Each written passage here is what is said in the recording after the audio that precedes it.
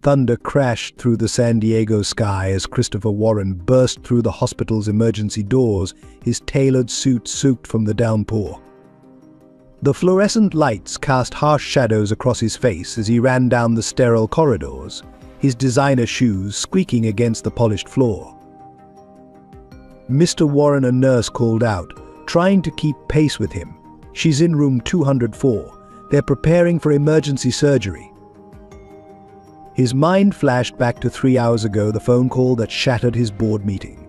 Judy had collapsed at school, her small body crumpling during lunch break. Then Shirley, rushing from her second job, her own condition deteriorating as she tried to reach her daughter. The memories of another rainy night 5 years ago threatened to overwhelm him. Different hospital, different faces, same gut-wrenching fear. He reached room 204, his hand trembling as he pushed open the door. 8-year-old Judy lay unconscious, her usually bright face pale against the white hospital sheets. Machines beeped steadily around her, their rhythmic sounds a cruel reminder of how fragile life could be. Shirley sat beside her daughter's bed, her own hospital gown a stark contrast to her nurse's uniform hanging nearby. Her hands shook as she stroked Judy's hair, tears streaming down her face. She looked up as Christopher entered, her eyes filled with a mixture of gratitude and despair. "I'm sorry," she whispered, her voice breaking. I couldn't protect her. Just like I couldn't save them that night." Christopher moved forward, his own chest tight with emotion. "Don't," he said softly. "Not now. We need to focus on Judy." A doctor rushed in, his face grave. "Ms. Mitchell, your condition is critical. We need to operate on you immediately. But Judy also needs emergency intervention. The complications." "Save my daughter," Shirley interrupted, her voice firm despite her weakness. "Please, she's all I have." Christopher stepped forward, memories of another impossible choice flooding back. "No," he said, his voice cutting through the tension. "We save them both. Whatever it costs, whatever it takes. I won't let another family be torn apart. Not again. Not here. Not here. Not tonight." Lightning flashed outside the window, illuminating the room in stark white light. In that brief moment, Christopher saw his past, present, and future converge in the faces of Shirley and Judy Mitchell. This time he wouldn't let go. This time he would fight for the family he never knew he needed. Inside his penthouse office overlooking San Diego's glittering skyline, Christopher Warren stood motionless before the floor-to-ceiling windows. At 42, he had achieved everything society deemed successful. Warren Enterprises dominated the real estate and development market. His net worth exceeded billions, and his influence stretched across multiple industries. Yet the reflection staring back at him in the darkened glass seemed hollow, a shell of the man he once was. 5 years ago, life had been different. The photos still sitting in his desk drawer told that story. Christopher with his wife Sarah, their faces bright with laughter as they watched their daughter Emma's 4th birthday party. Sarah, with her infectious smile and brilliant mind, had been his rock since their college days at Stanford. Together they had built Warren Enterprises from the ground up, sharing every triumph and setback. Emma had been their miracle, born after years of trying, bringing pure joy into their lives with her curious nature and endless questions about the world. That rainy October night changed everything. While Christopher stayed late at the office closing a crucial deal, Sarah and Emma were driving home from a school recital. The roads were slick, visibility poor. A drunk driver crossed the median. The police said death was instantaneous, a small mercy, they called it. Christopher arrived at the hospital too late, only to find empty shells where his family had been. The following months passed in a blur of funeral arrangements, police reports, and soul-crushing silence in their family home. Christopher threw himself into work with renewed ferocity, as if building more towers and closing bigger deals could somehow fill the void his family left behind. He moved into the penthouse office, unable to face the echoes of happiness in their house. Every achievement felt meaningless, every celebration hollow. His closest advisors watched with growing concern as Christopher transformed into someone they barely recognized. The man who once prioritized community development now focused solely on profit margins. Board meetings that used to include discussions about social impact now centered entirely on market dominance. He worked 18-hour days, skipped holidays, and avoided any situation that might trigger memories of his past life. Harold Bennett, Sarah's younger brother and Christopher's VP of operations, seemed to be the only one who could still reach him. They shared the same loss, the same pain. Harold had idolized his sister, and losing her devastated him equally. Their grief became a silent bond, understanding what others couldn't. Together they drove the company to new heights, though their methods grew increasingly aggressive. But the media labeled Christopher the Ice King of San Diego real estate, a nickname that amused him with its accuracy. He had indeed frozen his heart, letting nothing and no one penetrate the walls he'd built around himself.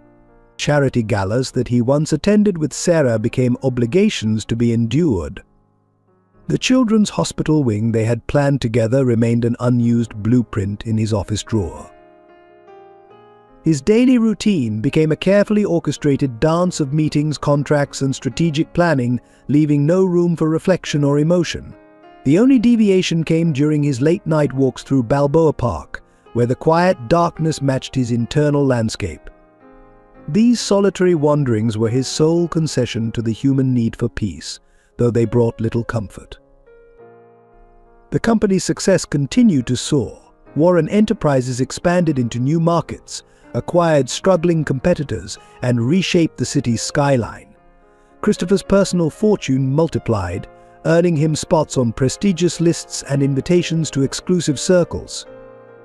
He accepted it all with detached indifference, knowing none of it could restore what he'd lost. His executive assistant, Maria, had worked with him since the company's early days.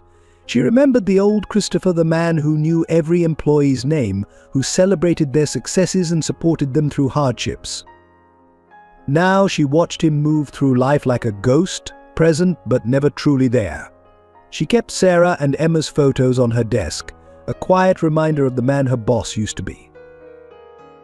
The only time Christopher showed any hint of his former self was during the annual scholarship ceremony at Emma's former school. He had established the fund in her memory, providing full rides to gifted students who shared her love of science and art. During these ceremonies, those who knew him well could catch a glimpse of the pain he carried, visible in the slight tremor of his hands as he handed out the certificates. As Warren Enterprises approached its 15-year anniversary, plans were made for a grand celebration. The business media buzzed with speculation about new acquisitions and market expansions. Christopher approved the arrangements without interest, seeing it as just another performance in his role as successful CEO. The man who had once dreamed of creating lasting value for his community now measured success solely in stock prices and profit margins. The morning of our story's beginning, Christopher had reviewed the latest proposal for developing a low-income neighborhood into luxury condominiums. 5 years ago, he would have rejected it immediately, considering the impact on local families. Now, he simply calculated the potential return on investment and signed his approval. The old Christopher Warren was buried as surely as his family, leaving behind a man who had everything and nothing at the same time. Yet fate has a way of disrupting even the most carefully constructed facades. As Christopher stood in his office that evening, watching the sun set over the city he helped build, he had no way of knowing that his carefully ordered world was about to be shaken to its core. A chance encounter in Balboa Park would soon force him to confront the very emotions he'd spent 5 years suppressing, leading him down a path that would challenge everything he'd become. In the quiet hours before dawn, Shirley Mitchell pulled her worn Honda into the parking lot of San Diego General Hospital, where she now worked as a cleaning staff member. The irony wasn't lost on her 5 years ago. She had walked these same halls as one of the hospital's most promising emergency room nurses. Now, she cleaned the very rooms where she once saved lives. That fateful rainy night remained etched in her memory, She had been the charge nurse in the ER when they brought in the Warren family. Sarah Warren, already beyond help, and little Emma, whose hand Shirley had held until the final moment. She had worked desperately with her team, trying everything possible to save them, but sometimes even the best medical care wasn't enough. The look in Christopher Warren's eyes when he arrived too late haunted her dreams for months afterward. The guilt and trauma took their toll. Night after night, Shirley relived those moments, questioning every decision, every action. Could she have done something different? Should she have tried another approach? The what-ifs consumed her until she could no longer function effectively in the ER.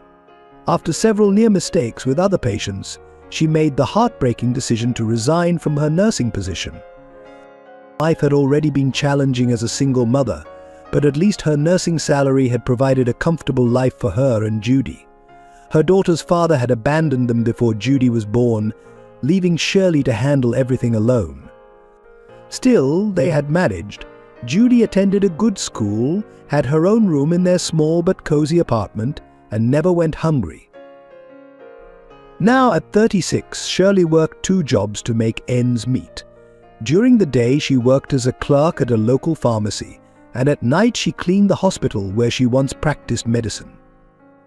The pay barely covered their basic needs, but Shirley was determined to keep Judy in her current school, even if it meant surviving on coffee and discount groceries.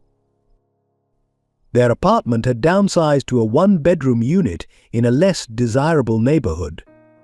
Shirley slept on the pull-out couch, insisting Judy take the bedroom. The walls were thin, the plumbing temperamental, but Shirley had managed to create a warm home atmosphere with second-hand furniture and cheerful decorations from dollar stores. Photos of Judy's achievements covered one wall: honor roll certificates, art contest awards, and science fair ribbons. The first signs of her illness appeared gradually. Unexplained fatigue, joint pain, and recurring fevers that she dismissed as stress and overwork. Being a former nurse, Shirley recognized the symptoms of something more serious, but without health insurance, she couldn't afford proper medical care. She self-medicated with over-the-counter pills and pushed through the pain, knowing Judy depended on her. Her co-workers at the pharmacy noticed her declining health. Martha, the head pharmacist, often urged her to see a doctor, offering to help with the costs. But Shirley's pride and independence made her resist. She had always been the caregiver, never the patient. The thought of accepting charity, even from friends, felt like admitting defeat. The hospital cleaning job provided an unexpected connection to her past life. Sometimes, during quiet moments, she would pause in the ER, remembering the rush of saving lives, the satisfaction of helping others. Several of the older nurses recognized her, their eyes filled with mixture of pity and concern. They remembered her as the dedicated nurse who had won the hospital's Excellence in Care Award 3 years running. Despite their reduced circumstances, Shirley maintained high hopes for Judy's future. Every month, she put aside a small amount in a college fund, even if it meant skipping meals herself. She helped Judy with homework, encouraged her interest in science, and tried to shield her from the harsh realities of their financial situation. When Judy expressed interest in becoming a doctor, Shirley's heart swelled with both pride and worry. Pride in her daughter's aspirations, worry about the cost of medical school. Their weekend routine became a careful balance of budget management. They explored free community events, spent hours in the public library, and turned grocery shopping into mathematical games to teach Judy about budgeting. Their special treat was monthly visits to Balboa Park, where they would pack homemade sandwiches and pretend they were having a fancy picnic. The park became their sanctuary, a place where they could momentarily forget their struggles. Judy would play on the swings while Shirley watched, treasuring her daughter's laughter. Sometimes they would make up stories about the other park visitors, imagining grand adventures and happy endings. These moments of joy helped balance the increasing difficulty of their daily life. As her condition worsened, Shirley found it harder to maintain their careful routine. The joint pain made it difficult to stand during her pharmacy shifts. Night sweats left her exhausted during the hospital cleaning rounds. She started taking more breaks, moving slower, fighting to keep going through sheer determination. Her supervisor at the hospital, remembering her nursing days, turned a blind eye to these unauthorized rest periods. The turning point came when Shirley nearly collapsed while restocking shelves at the pharmacy. Martha insisted on running basic blood tests, using her own lab account. The results confirmed Shirley's worst fears: her condition was serious and would require extensive treatment. That night, holding Judy close as they watched TV on their worn couch, Shirley fought back tears, wondering how much longer she could keep their fragile world from falling apart. The morning of our story's beginning, Shirley had woken up with severe pain throughout her body. Still, she got Judy ready for school, packed her lunch with the last of their groceries, and somehow made it through her pharmacy shift. The hospital cleaning cart felt heavier than usual as she started her night rounds, her hands shaking as she tried to maintain her grip on reality and responsibility. Little did she know that fate was about to intervene, bringing her face to face with a past she thought she'd left behind. The chance encounter in Balboa Park would set in motion events that would challenge everything she thought she knew about strength, pride, and the true meaning of family. At 8 years old, Judy Mitchell saw the world differently than most children her age. While her classmates at Lincoln Elementary School complained about having to eat their vegetables or not getting the latest toys, Judy worried about the dark circles under her mother's eyes and the way she winced when she thought no one was watching. Small for her age, with bright brown eyes and unruly dark curls that refused to stay in their ribbons, Judy possessed an old soul's wisdom wrapped in a child's boundless optimism. Her teachers often remarked on the strange combination of innocence and maturity she displayed, doing extra credit work to make her mother proud while secretly sharing her lunch with classmates who had none of their own. Every morning, Judy woke up before her alarm, quietly getting ready for school so her mother could sleep a few extra precious minutes. She had memorized their morning routine, lay out her uniform, pack her backpack, and warm up the last of yesterday's coffee for her mom. The other kids might have their fancy breakfast cereals, but Judy took pride in being her mother's little helper.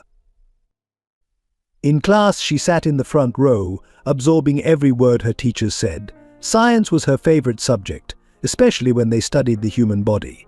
During these lessons, she would think about her mother's old stories of working in the emergency room, saving lives and helping people. Her notebook margins filled with drawings of hospitals, doctors and nurses, alongside careful notes about how the heart pumped blood and why people got sick. The reality of their financial situation didn't escape Judy's notice. She saw how her mother stretched every dollar, carefully cutting coupons and shopping at discount stores. When her shoes started wearing out, Judy colored the scuff marks with markers rather than asking for new ones. Birthday parties became increasingly rare among her classmates as their neighborhood changed, but Judy never complained about not having her own celebrations. At school, things weren't always easy. Amanda Cooper, whose father owned a local car dealership, led a group of girls who targeted Judy for wearing second-hand uniforms and carrying a worn backpack held together with safety pins. They mockingly called her Goodwill Girl and excluded her from their games during recess. But Judy held her head high, remembering her mother's words about true strength coming from within. Her safe haven was the school library, where Mrs. Reynolds, the elderly librarian, recognized a kindred spirit in the quiet girl who devoured medical books meant for much older students. During lunch breaks, Judy would help shelve books in exchange for being allowed to read the more advanced texts. She dreamed of understanding enough to help her mother get better, though she didn't fully comprehend the complexity of her mother's illness. The weekends in Balboa Park were Judy's favorite times. Despite their limited means, her mother made these outings feel magical. They would pack simple sandwiches and pretend they were having high tea like the ladies in the books they read together. Judy loved watching other families creating stories about their lives and sometimes drawing them in her sketchbook, a birthday gift from her mother's co-worker at the pharmacy. Her most treasured possession was an old teddy bear named Dr. Beans, dressed in scrubs her mother had sewn from discarded hospital uniforms. Dr. Beans became her confidant, patient, and practice subject as she played at being a doctor. She would carefully wrap his paw in bandages from their dwindling first aid kit, diagnosing various imaginative ailments with the seriousness of a seasoned physician. At night, when she was supposed to be sleeping, Judy often crept to her bedroom door to watch her mother. She saw how Shirley would sit at their small kitchen table, surrounded by bills and budget notebooks, shoulders slumped with exhaustion. During these moments, Judy would whisper promises to her mother's turned-back promises to become a doctor, to make enough money so her mother would never have to work again, to make everything better.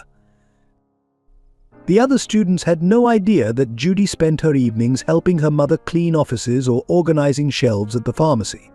She treated these tasks like adventures, making games out of sorting papers and arranging medicine bottles by color and size. The night security guards at various buildings came to know her as the little girl who would leave them drawings and ask about their families. Despite their circumstances, Judy maintained an infectious optimism that touched everyone around her. When Mr. Garcia, the janitor at her school, lost his wife, Judy noticed his sadness and began leaving him encouraging notes with her childish drawings.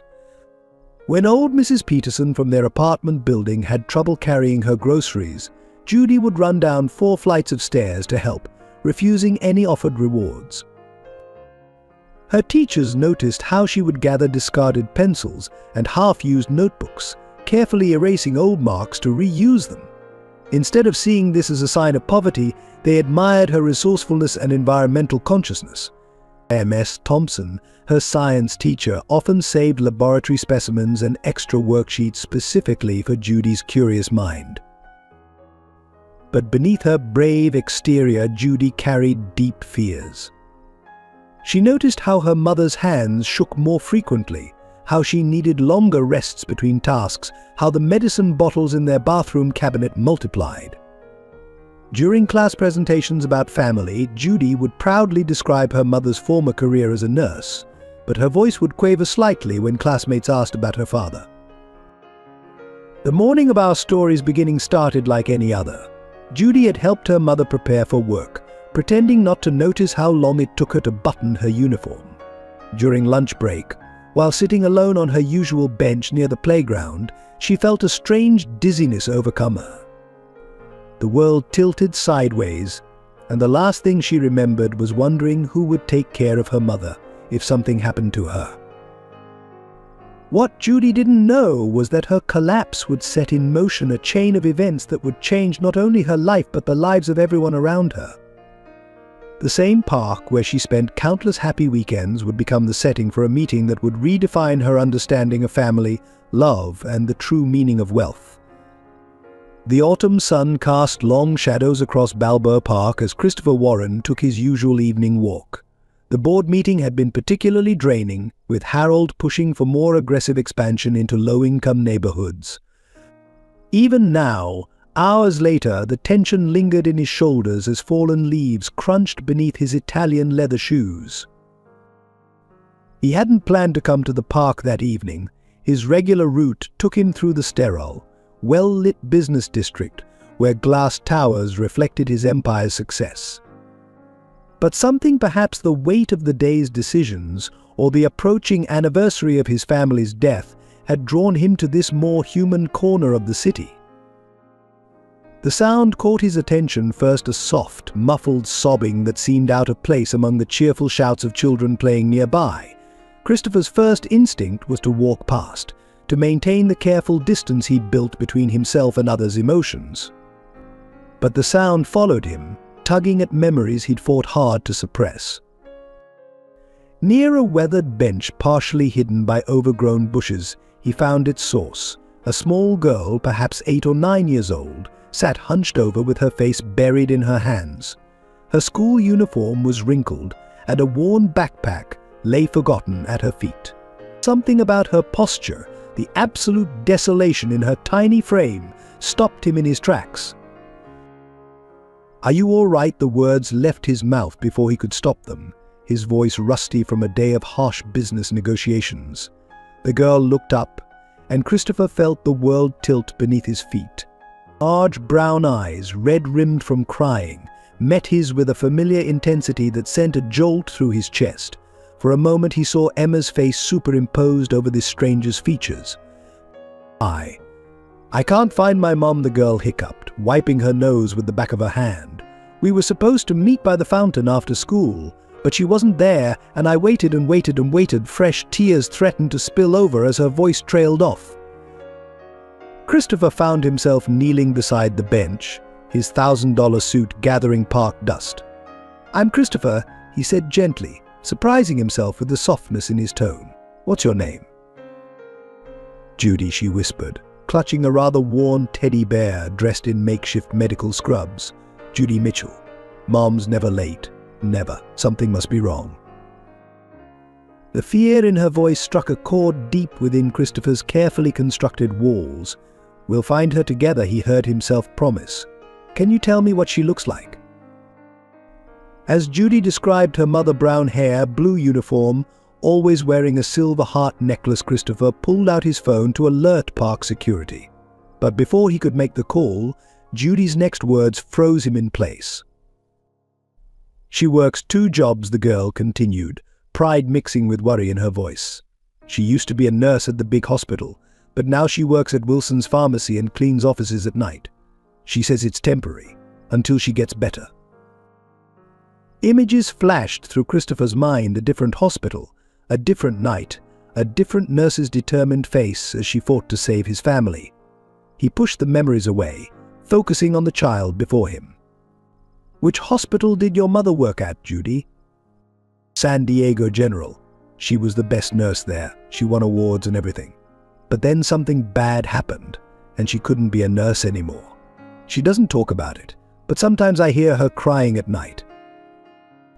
Christopher's throat tightened. The coincidence seemed impossible, yet somehow inevitable. He remembered the nurse who had stayed with Emma until the end, who had fought desperately to save them both. Her name had been in the reports, in the letters of condolence he'd never answered. Mitchell. Shirley Mitchell.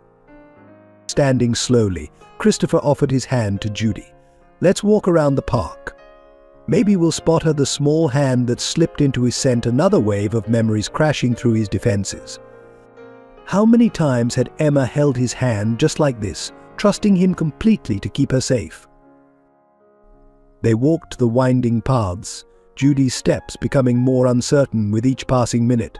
She clutched her teddy bear, Dr. Beans. She'd informed him seriously while scanning the crowds for her mother.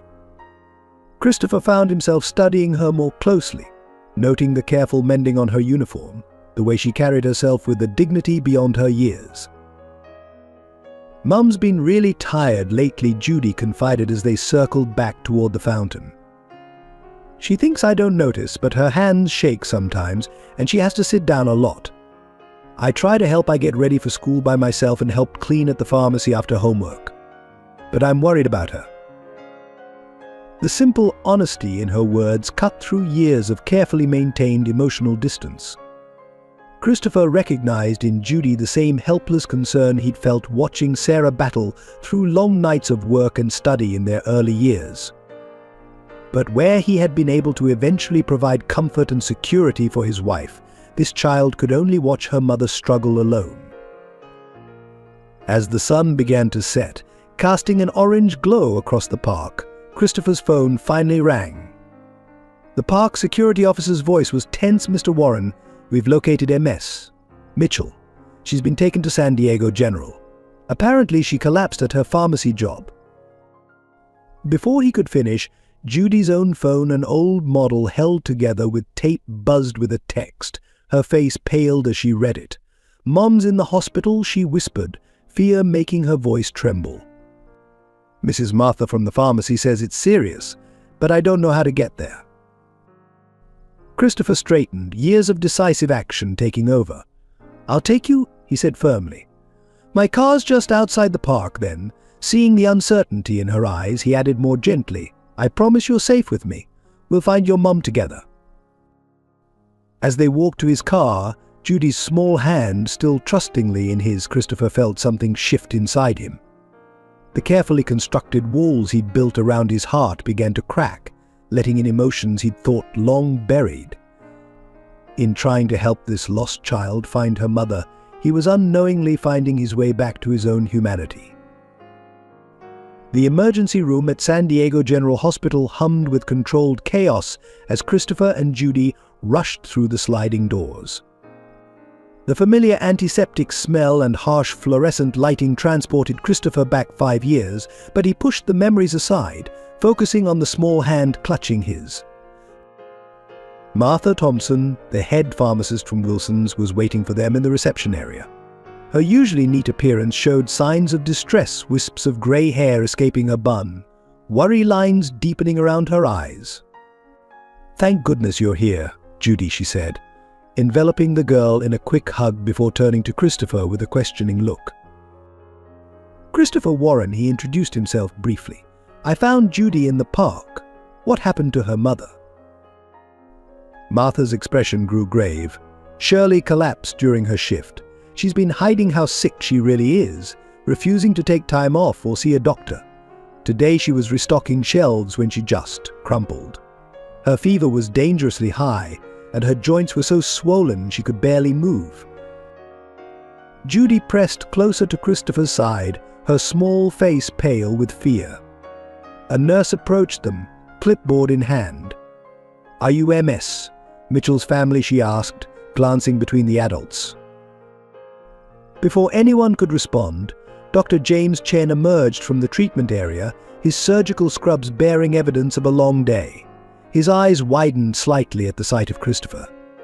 "Mr. Warren? I didn't expect." He caught himself, turning to address Judy instead.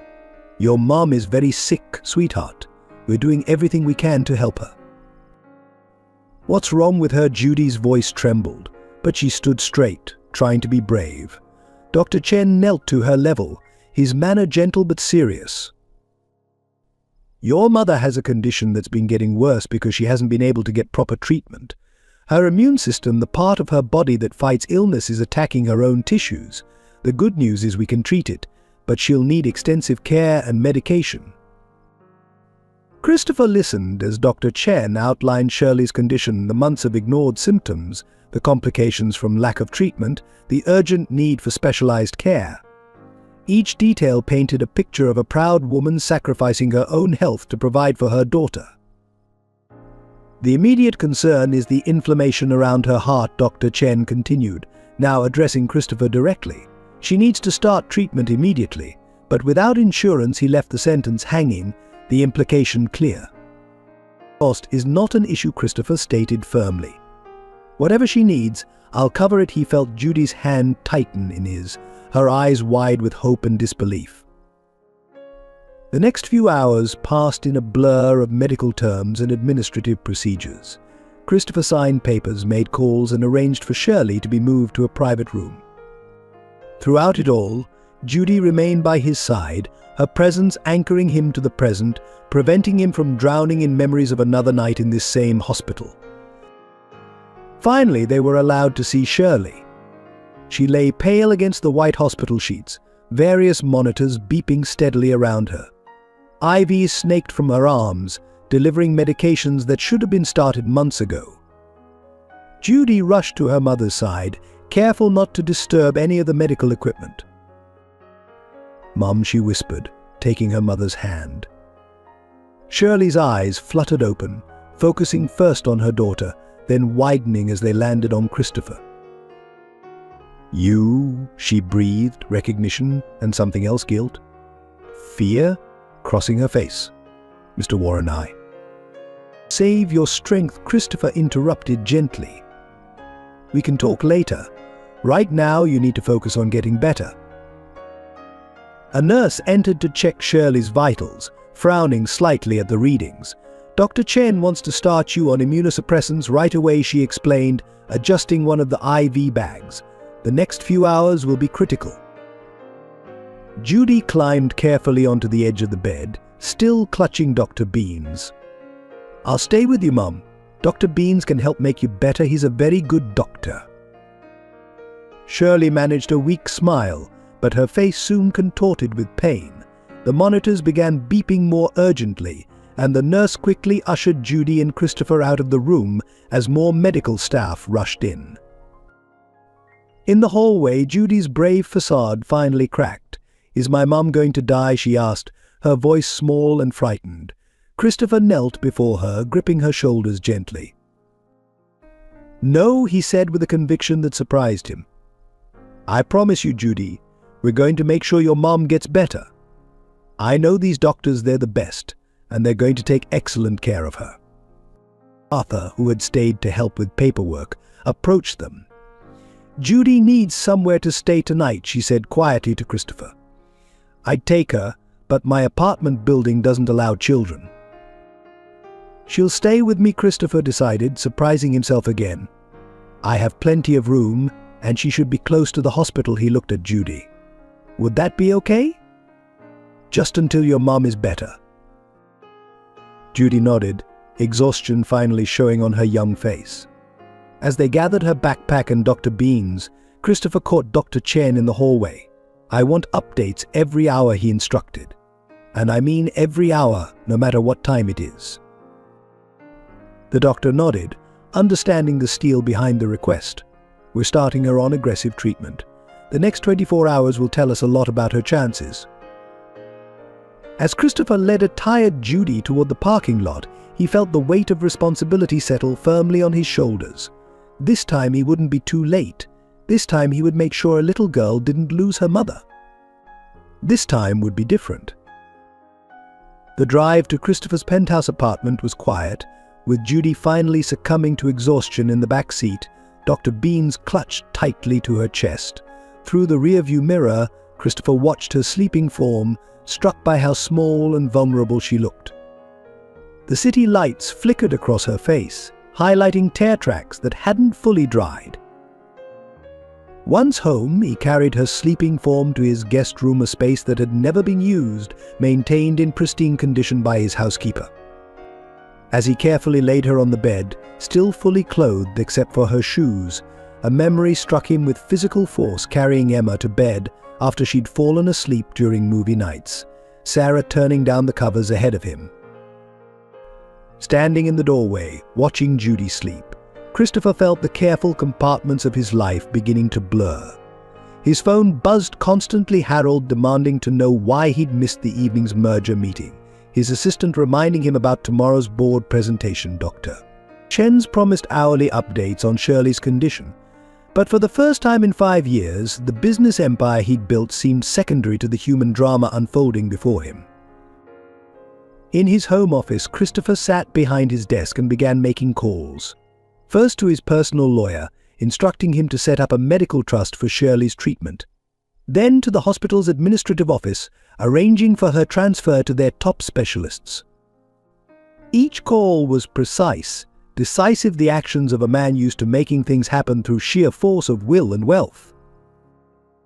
But as the night deepened, his thoughts kept returning to the woman fighting for her life in the hospital, the same woman who had fought to save his family years ago. He remembered her now, though he'd blocked out many details from that night. Her determined face as she performed CPR on Emma, her gentle voice as she told him it was time to say goodbye. Her tears mingling with his as she apologized for not being able to save them. A soft sound from the guest room pulled him from his memories. He found Judy sitting up in bed, disoriented and frightened in the unfamiliar space. "Mom," she called out, her voice small in the darkness. "She's at the hospital." "Remember," Christopher said gently, turning on a bedside lamp. "You're safe here. Would you like some hot chocolate?" In his massive kitchen, Christopher realized he had no idea how to make hot chocolate. His housekeeper usually handled any food preparation, and he rarely ate at home anyway. After some searching, he found some instant packets in the back of a cupboard, probably left by his assistant during late work sessions. As they sat at his breakfast bar, Judy warming her hands around the steaming mug, Christopher studied her more carefully. Despite her exhaustion, she sat straight, her manners impeccable, a child used to acting more grown-up than her years. Your mum's going to have to stay in the hospital for a while, he explained carefully. Would you be okay staying here with me until she's better? We can visit her every day after school. Judy considered this, her face serious. But what about my uniform? And my homework? And who will feed Mr. Whiskers? Mr. Whiskers, the stray cat who lives behind our apartment.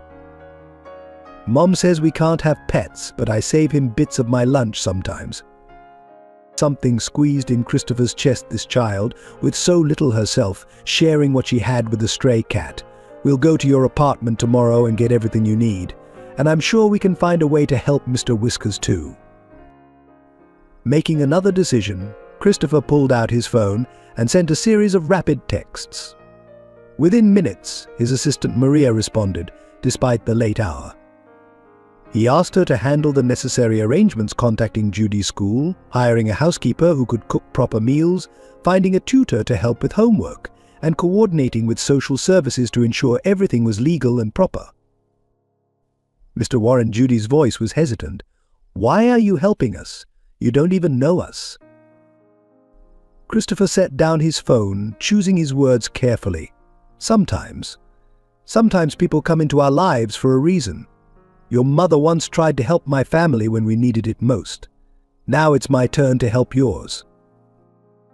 Did she make them better? Your family. No, Christopher said softly, the truth still painful after all these years. Sometimes even the best doctors and nurses can't fix everything. But she tried her hardest, and she was there when we needed someone to care. Judy absorbed this, her young face thoughtful. Is that why you're sad? Because you lost your family? The direct question, delivered with a child's innocent perception, caught Christopher off guard. For a moment he couldn't speak past the lump in his throat. Finally he managed, yes, that's why I was sad. For a very long time. Mum says it's okay to be sad, but we shouldn't let it stop us from being kind. Judy set down her empty mug. Maybe that's why we met you in the park, so you could remember how to be kind again. Christopher stared at her, struck by the wisdom in her words. In that moment he made his final decision of the night, one that would change not just his life, but the lives of everyone around him. Judy, he said seriously, I want you to know that I'm going to do everything in my power to help you and your mother, not just with the hospital bills or giving you a place to stay, but with everything. Your mother deserves a chance to get better. And you deserve a chance to just be a kid. Will you let me help? Judy studied him with those old soul eyes, then nodded solemnly. Okay, but you have to promise something too. What's that? Promise you'll let us help you too. Mom always says helping others is the best medicine for a sad heart. Christopher felt something shift inside him, as if a frozen river had finally begun to thaw. I promise, he said, and for the first time in 5 years he felt the ghost of a real smile touch his lips. The morning sun had barely touched the glass towers of downtown San Diego when Harold Bennett stormed into Christopher's office, his usually well-maintained appearance showing signs of strain. His tie was slightly askew, and dark circles shadowed his eyes, suggesting a sleepless night. Where the hell were you last night? Harold demanded, tossing a stack of papers onto Christopher's desk. The Sanderson merger meeting was crucial, and you just disappeared. The board members are furious. Christopher looked up from his laptop where he'd been reviewing Shirley's medical reports. Something more important came up, he said calmly. Family emergency. Harold's face darkened at the word family. What family, Christopher? You haven't had a family since Sarah and Emma. He stopped abruptly, seeing the warning flash in Christopher's eyes. I don't owe you an explanation, Harold, Christopher replied, his voice cooling several degrees. The merger can wait. We need to discuss something else. First, he pulled up a series of financial reports on his screen. Can you explain why our development funds are being channeled through shell companies in the Cayman Islands? The color drained from Harold's face, replaced quickly by a flush of anger. You're having me investigated. The quarterly audit raised some red flags. I've been too hands-off lately, trusting you to handle things. That was my mistake. Christopher turned his laptop around, showing complicated financial trails. Here to explain why millions of dollars are disappearing into accounts controlled by Sanderson Industries. Harold's laugh was bitter. Finally paying attention, are you? Too busy playing savior to some cleaning lady and her brat to notice your company being stripped bare. Christopher's fingers tightened on his desk edge, but his voice remained steady. How long have you been working with Sanderson? How long have you been betraying everything we built? Betraying, Harold spat the word. You want to talk about betrayal? You betrayed Sarah the moment you chose that business meeting over her school recital. You betrayed Emma by not being there when she needed her father. You betrayed their memory by turning into this soulless corporate machine. Don't you dare use them against me, Christopher warned, standing slowly. Sarah was your sister, but she was my wife. Emma was my daughter. And you killed them, Harold's shout echoed through the office. You killed them with your ambition, your endless pursuit of success. If you'd been there that night instead of closing another deal. Get out, Christopher's voice was deadly quiet. Get out before I forget you're Sarah's brother. But Harold wasn't finished. He pulled another document from his briefcase. The board meets in an hour. I'm presenting evidence of your financial mismanagement and emotional instability. Taking in some random child. Throwing millions at unauthorized medical care. They'll vote you out by noon. Christopher felt an eerie calm settle over him. You've been planning this for a while, haven't you? Using your position as Sarah's brother to deflect suspicion while you systematically undermined everything we built. Everything you built, you mean, Harold corrected bitterly. I was always in your shadow, even before you married Sarah. The brilliant Christopher Warren, turning everything he touched to gold. Well, now it's my turn. Sanderson offered me control of the merged company. By this time next week, Warren Enterprises will cease to exist. The intercom buzzed, and Maria's voice came through. Mr. Warren? The board members are gathering early. They're asking for you and Mr. Bennett. Christopher straightened his tie, a gesture that reminded him sharply of Sarah. She used to adjust it for him every morning. You've made one crucial mistake, Harold. You assumed I was still the same broken man I was 5 years ago. Save your speeches, Harold sneered. The evidence is irrefutable. Every questionable decision, every risky investment, all documented with your signature. The board will have no choice. As they walked toward the boardroom, Christopher's phone buzzed with a text from Dr. Chen. Shirley's condition had stabilized overnight. Judy would be able to visit after school. The message strengthened his resolve. The boardroom fell silent as they entered. 12 faces turned to watch them, some confused, others openly hostile. Harold moved to the head of the table, confident in his victory. Ladies and gentlemen, Harold began, I've called this emergency meeting to address serious concerns about the company's direction. Actually, Christopher interrupted smoothly, I believe MS. Rodriguez has something to share first. Maria stepped forward, connecting her laptop to the presentation screen. Over the past 6 months, I've been gathering evidence of systematic fraud and corporate espionage, she began, bringing up detailed financial records. Mr. Bennett has been selling company secrets to Sanderson Industries while orchestrating a hostile takeover through offshore accounts. Harold's face went from red to white. You can't prove. But we can, Christopher said quietly. Every transaction, every leaked document, every secret meeting, all documented. The FBI is very interested in your creative accounting, Harold. They're probably in the lobby right now. The boardroom erupted in chaos. Harold lunged for the door but found his path blocked by security. As he was led away, he turned to Christopher one last time. She would have hated what you've become, he spat. Christopher watched his brother-in-law being escorted out, feeling no satisfaction, only a deep sadness. No, Harold, he said softly. Sarah would have hated what you've become. She believed in building things, not destroying them out of spite. Turning to the stunned board members, Christopher straightened his shoulders. Now, shall we discuss the company's true direction? I have some ideas about community development and medical outreach programs I'd like to propose. The aftermath of Harold's arrest sent shockwaves through the financial community. Within hours, Warren Enterprises stock began to plummet as news of the corporate scandal spread. This ACC launched a full investigation, freezing multiple accounts associated with the company, including the medical trust Christopher had established for Shirley's treatment.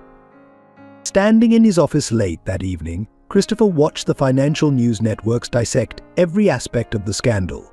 His phone hadn't stopped ringing, investors pulling out, partners distancing themselves, reporters demanding statements.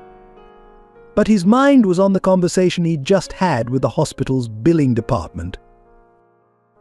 "I'm sorry, Mr. Warren," the administrator had said, her voice carefully neutral. "But with the accounts frozen, we can't continue the specialized treatment protocol. We'll provide basic care, of course, but the experimental medications." He'd tried using his personal accounts, only to discover that Harold's machinations ran deeper than anyone had suspected. Every major asset was temporarily locked pending investigation. The empire he'd built was still standing, but its resources were beyond his reach when he needed them most. Dr. Chen's latest update had been concerning. Without the specialized treatment, Shirley's condition would deteriorate rapidly. The standard medications weren't enough to control the aggressive autoimmune response. They needed the expensive experimental drugs, and they needed them soon. A soft knock interrupted his thoughts.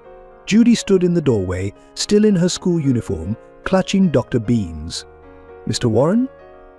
"The TV in the kitchen said something about your company being in trouble. Are we going to have to leave?" The innocent question hit him harder than any financial report. "No, Judy," he said firmly. "This is your home for as long as you need it. We just might have to make some adjustments for a while." But the reality was more complex than he could explain to an 8-year-old. His housekeeper had already quit, spooked by the scandal. The tutors he'd arranged for Judy were asking for payment in advance. Even the specialty pharmacy providing Shirley's medications was demanding cash up front. Making his way to the hospital that evening, Christopher found Shirley awake and alert, though the strain showed in her face. She'd seen the news too. "Christopher," she began, her voice weak but determined, "you have to stop spending money on me. I can't be responsible for making your situation worse." "This isn't your fault," he insisted, taking her hand. "Harold's actions. This is all temporary. Once the investigation clears me." "But how long will that take?" Shirley pressed. "I've seen my charts." Without the new treatment protocol, she left the sentence unfinished, but they both understood the implications. Later that night, after tucking Judy into bed with promises about visiting her mother tomorrow, Christopher sat in his home office making calls. He tried calling in old favors, approaching private investors, even considering selling his personal possessions. But Harold's betrayal had poisoned the well no one wanted to risk association with Warren Enterprises until the investigation was complete. His assistant Maria worked through the night with him, trying to find creative solutions. They discovered that Harold's scheme had been more elaborate than initially thought. He'd systematically isolated the company's assets, creating a complex web that would take weeks, if not months, to untangle. "What about the children's hospital wing?" Maria suggested hesitantly. "The one you and Sarah planned? The funds are still in a separate foundation." Christopher shook his head. "That money's untouchable. It's Sarah's legacy. I won't use it for anything else." The next morning brought more bad news. The private school he'd enrolled Judy in was reconsidering her scholarship in light of recent events. The real estate agent handling Shirley's apartment lease called they were terminating the agreement due to non-payment.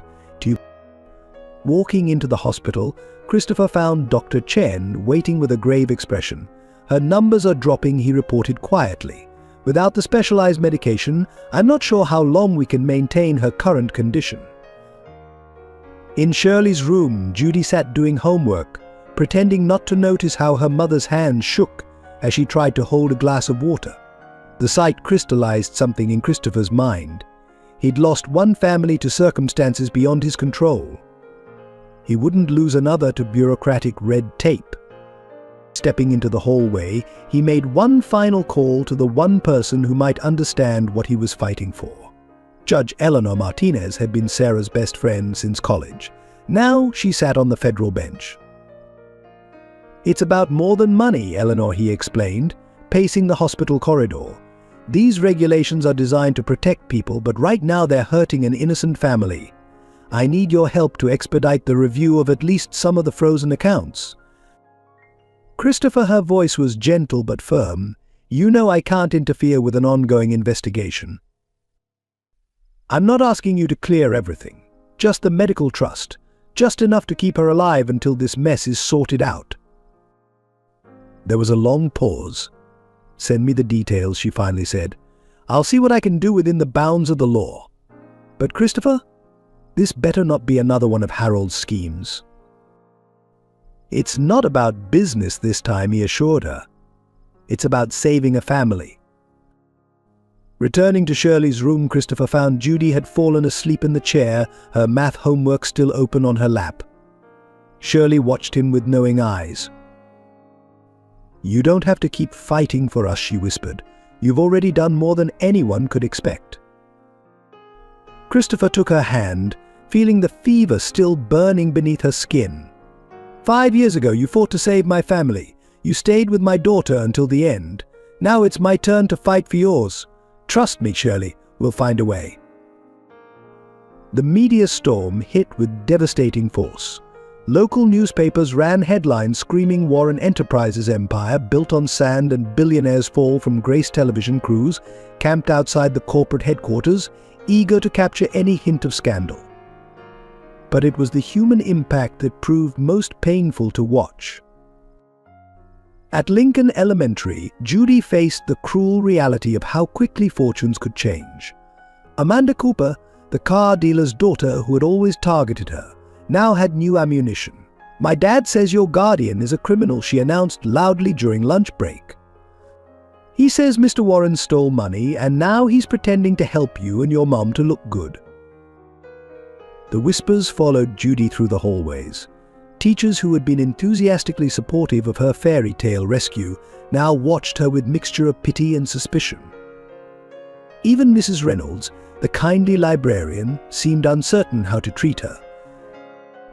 The hospital wasn't immune to the controversy either. Nurses who had warmly welcomed Shirley as a former colleague now spoke in hushed tones when they entered her room.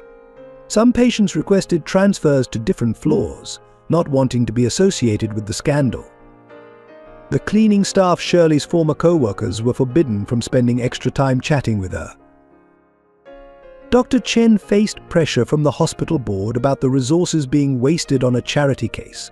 They're questioning every test, every procedure he confided to Christopher during one of their daily updates. They're looking for any excuse to downgrade her care to basic coverage. At Wilson's pharmacy, Martha fought her own battles. Corporate headquarters demanded she distance the store from any association with Shirley or Christopher. "They want me to issue a statement saying she was just a temporary employee," Martha said, her voice thick with disgust. As if 5 years of loyal service meant nothing. The impact rippled through the community. Small business owners who had contracts with Warren Enterprises found themselves under scrutiny. The local diner where Shirley sometimes worked extra shifts removed her photo from their employee wall. The apartment complex where she and Judy had lived quickly rented out their old unit, disposing of any belongings left behind. Christopher watched it all with growing anger, particularly the effect on Judy. The bright, resilient child became quieter, more withdrawn. She stopped raising her hand in class, though she still knew all the answers. During hospital visits, she tried too hard to be cheerful, her forced smile breaking his heart. One afternoon, he picked her up from school early, finding her hiding in the library with tears streaking her face. "Amanda said Mom got sick because she's bad," Judy whispered. She said bad things happen to bad people, and that's why you lost your family too. That evening, Christopher called an emergency meeting with his remaining loyal employees. Enough is enough, he declared. We can't control the investigation or the media, but we can control how we respond to this crisis.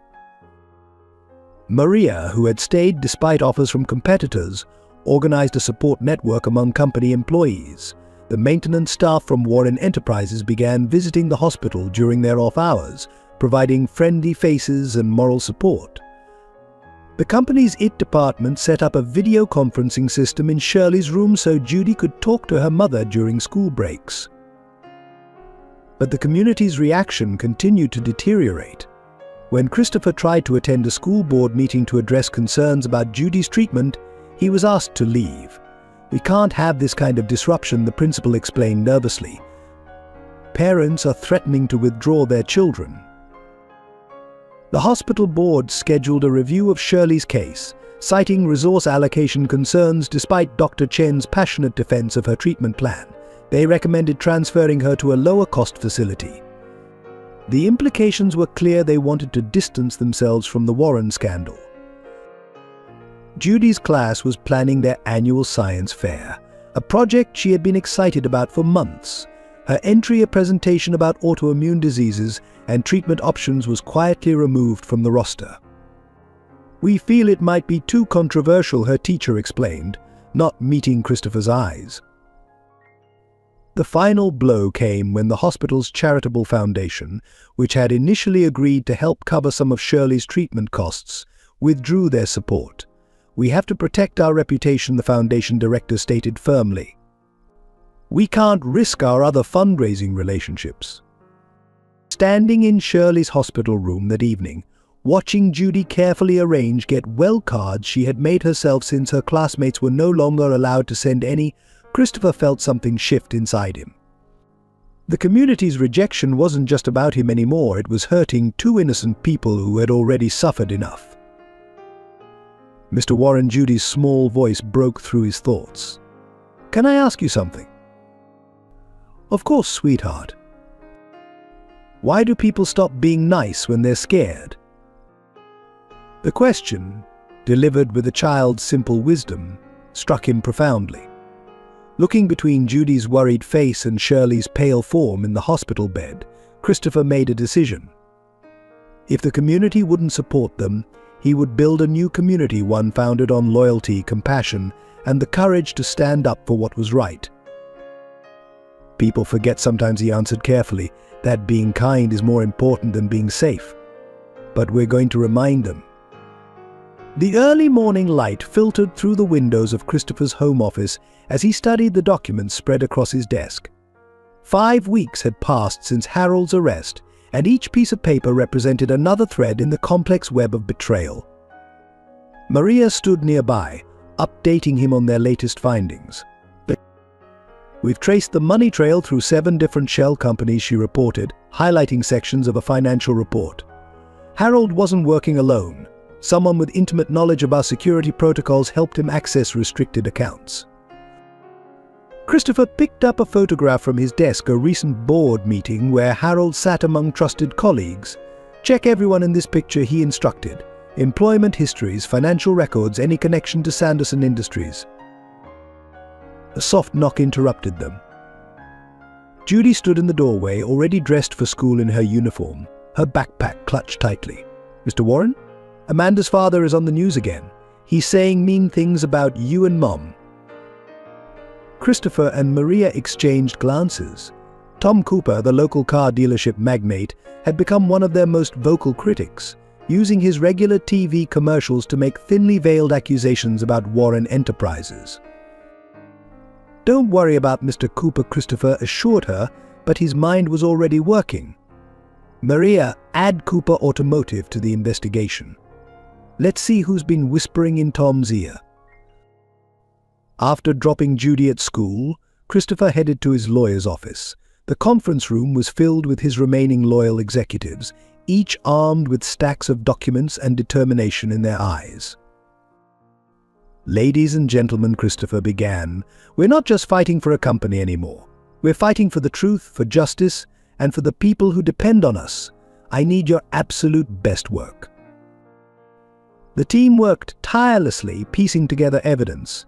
They discovered that Harold's betrayal went deeper than anyone suspected. He hadn't just sold company secrets, he'd orchestrated a years-long campaign to systematically weaken Warren Enterprises from within. David Chen, their head of cybersecurity who had stayed loyal despite numerous headhunting attempts, made a breakthrough mid-afternoon. Found something he announced, his fingers flying over his keyboard. "Harold's been accessing the system, using old credentials that should have been deactivated years ago." "Whose credentials?" Christopher asked, though something in his gut already knew the answer. "Sarah's," David said quietly. "He used your wife's old login information. The system never flagged it because, well, no one had the heart to delete her account after the accident." The revelation hit Christopher like a physical blow. Harold hadn't just betrayed the company, he'd exploited Sarah's memory to do it. The pain quickly crystallized into renewed determination. While his team worked on the corporate investigation, Christopher focused on another battle. He arranged a meeting with Judge Martinez at a quiet coffee shop away from prying eyes.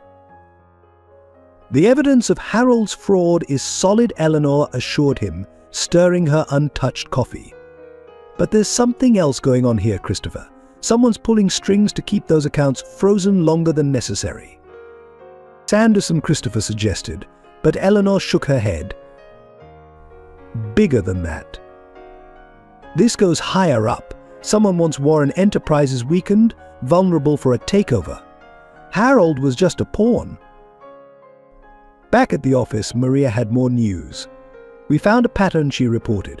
"Every time we were close to a major community development project, something would happen to derail it. The homeless shelter, the affordable housing complex, the children's hospital wing, Harold blocked them all." But why? Christopher wondered aloud. Sarah was passionate about those projects. He knew how much they meant to her. "Maybe that was the point," Maria suggested gently. "To destroy everything you and Sarah built together." The investigation expanded, revealing layers of corruption that stunned even the most cynical observers. Harold had cultivated a network of informants throughout the company, playing on their grievances and insecurities. But he'd made one crucial mistake: he'd kept records of everything. Late one night, as Christopher reviewed another set of documents, he received an unexpected call from Martha at Wilson's pharmacy. "You need to see this," she said without preamble. "I was going through old security footage from when Shirley worked here. There's something you should know about the day she collapsed." The pharmacy's grainy security video showed Shirley organizing inventory when Harold entered the store. They spoke briefly, and though there was no audio, Shirley's distressed body language was clear. Minutes later, she collapsed. "He threatened her," Martha explained. "I was in the back room, but I heard parts of it. He told her to stay away from you, said she'd regret getting involved with the Warren family again." Christopher's hands tightened on his phone. When did this happen? The day before everything went public. She was already sick, but the stress of his threats, it was the last straw.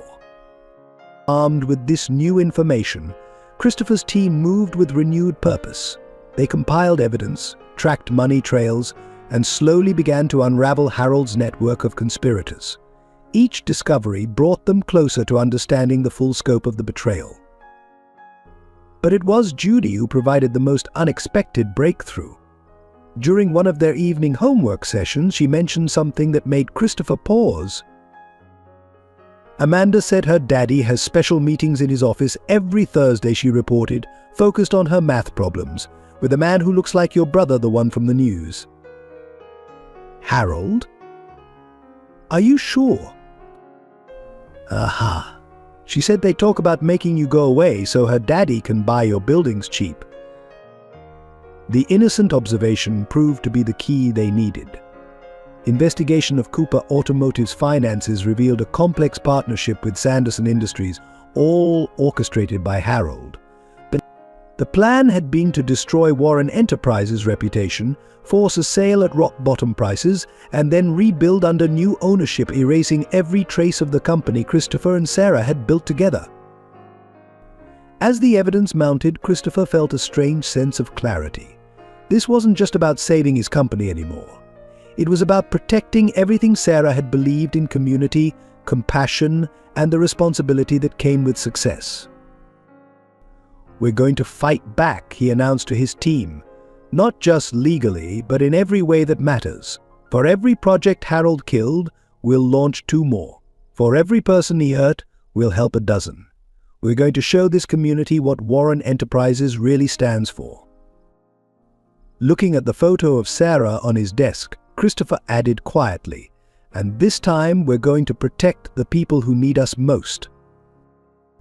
In the quiet hours after dinner, Christopher's penthouse took on a different atmosphere.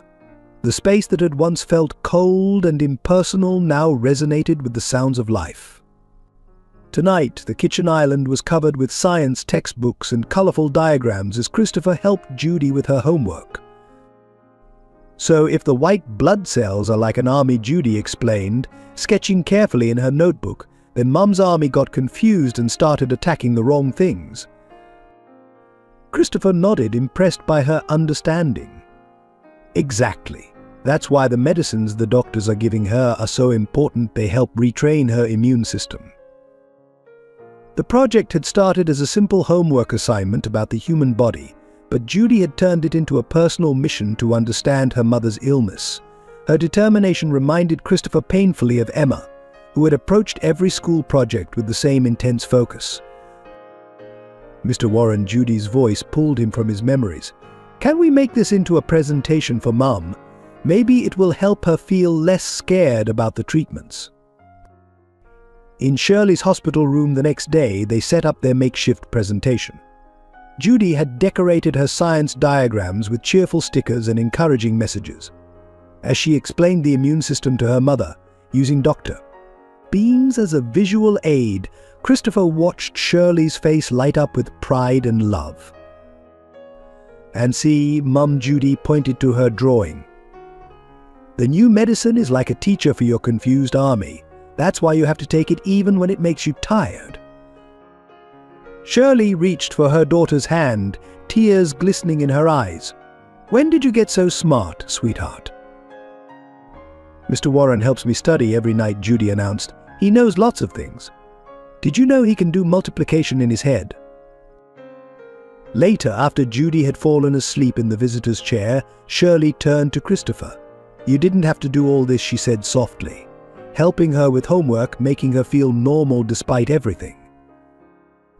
"I want to," Christopher replied, surprising himself with his honesty. "She reminds me so much of Emma. The way she thinks, how she cares about others." He paused, gathering courage.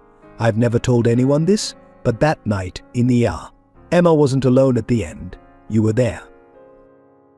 Shirley's hands trembled in her lap. "I remember," she whispered. "She was so brave. She asked me to tell her a story to help her not be scared. I told her about a princess who became a doctor and helped people." "That's why you quit nursing, isn't it? Not just the trauma, but the memory." Shirley nodded, tears flowing freely now. "I couldn't save her. I tried so hard, used every skill I had, but I couldn't. And then seeing you arrive too late, your face when we had to tell you, I carried that guilt for years." Christopher moved closer, taking her hand. "You gave my daughter comfort in her final moments. You stayed with her when I couldn't. I never got to thank you for that." Their conversation was interrupted by Judy stirring in her chair, mumbling something about Dr. Beans needing his medicine. Both adults smiled, the heavy moment softening. As days passed, their evening routine evolved. After homework, Christopher would read to Judy from Sarah's old collection of children's book stories that had gathered dust for 5 years. Sometimes, when a particular passage reminded him too much of Emma, his voice would catch. Judy would simply pat his hand and say, "It's okay to be sad sometimes." During hospital visits, Christopher found himself sharing more stories about Sarah and Emma. He told Judy about Emma's dream of becoming a veterinarian, how she would nurse injured birds back to health in their garden. Shirley shared her own memories of nursing school, the challenges and triumphs that had led her to emergency medicine. One evening, as Christopher was tucking Judy into bed, she asked the question he'd been dreading, "Do you think Emma would have liked me?" He sat on the edge of her bed, choosing his words carefully. "Emma would have loved you," he said finally. "You two are alike in so many ways, your kindness, your curiosity, your big heart."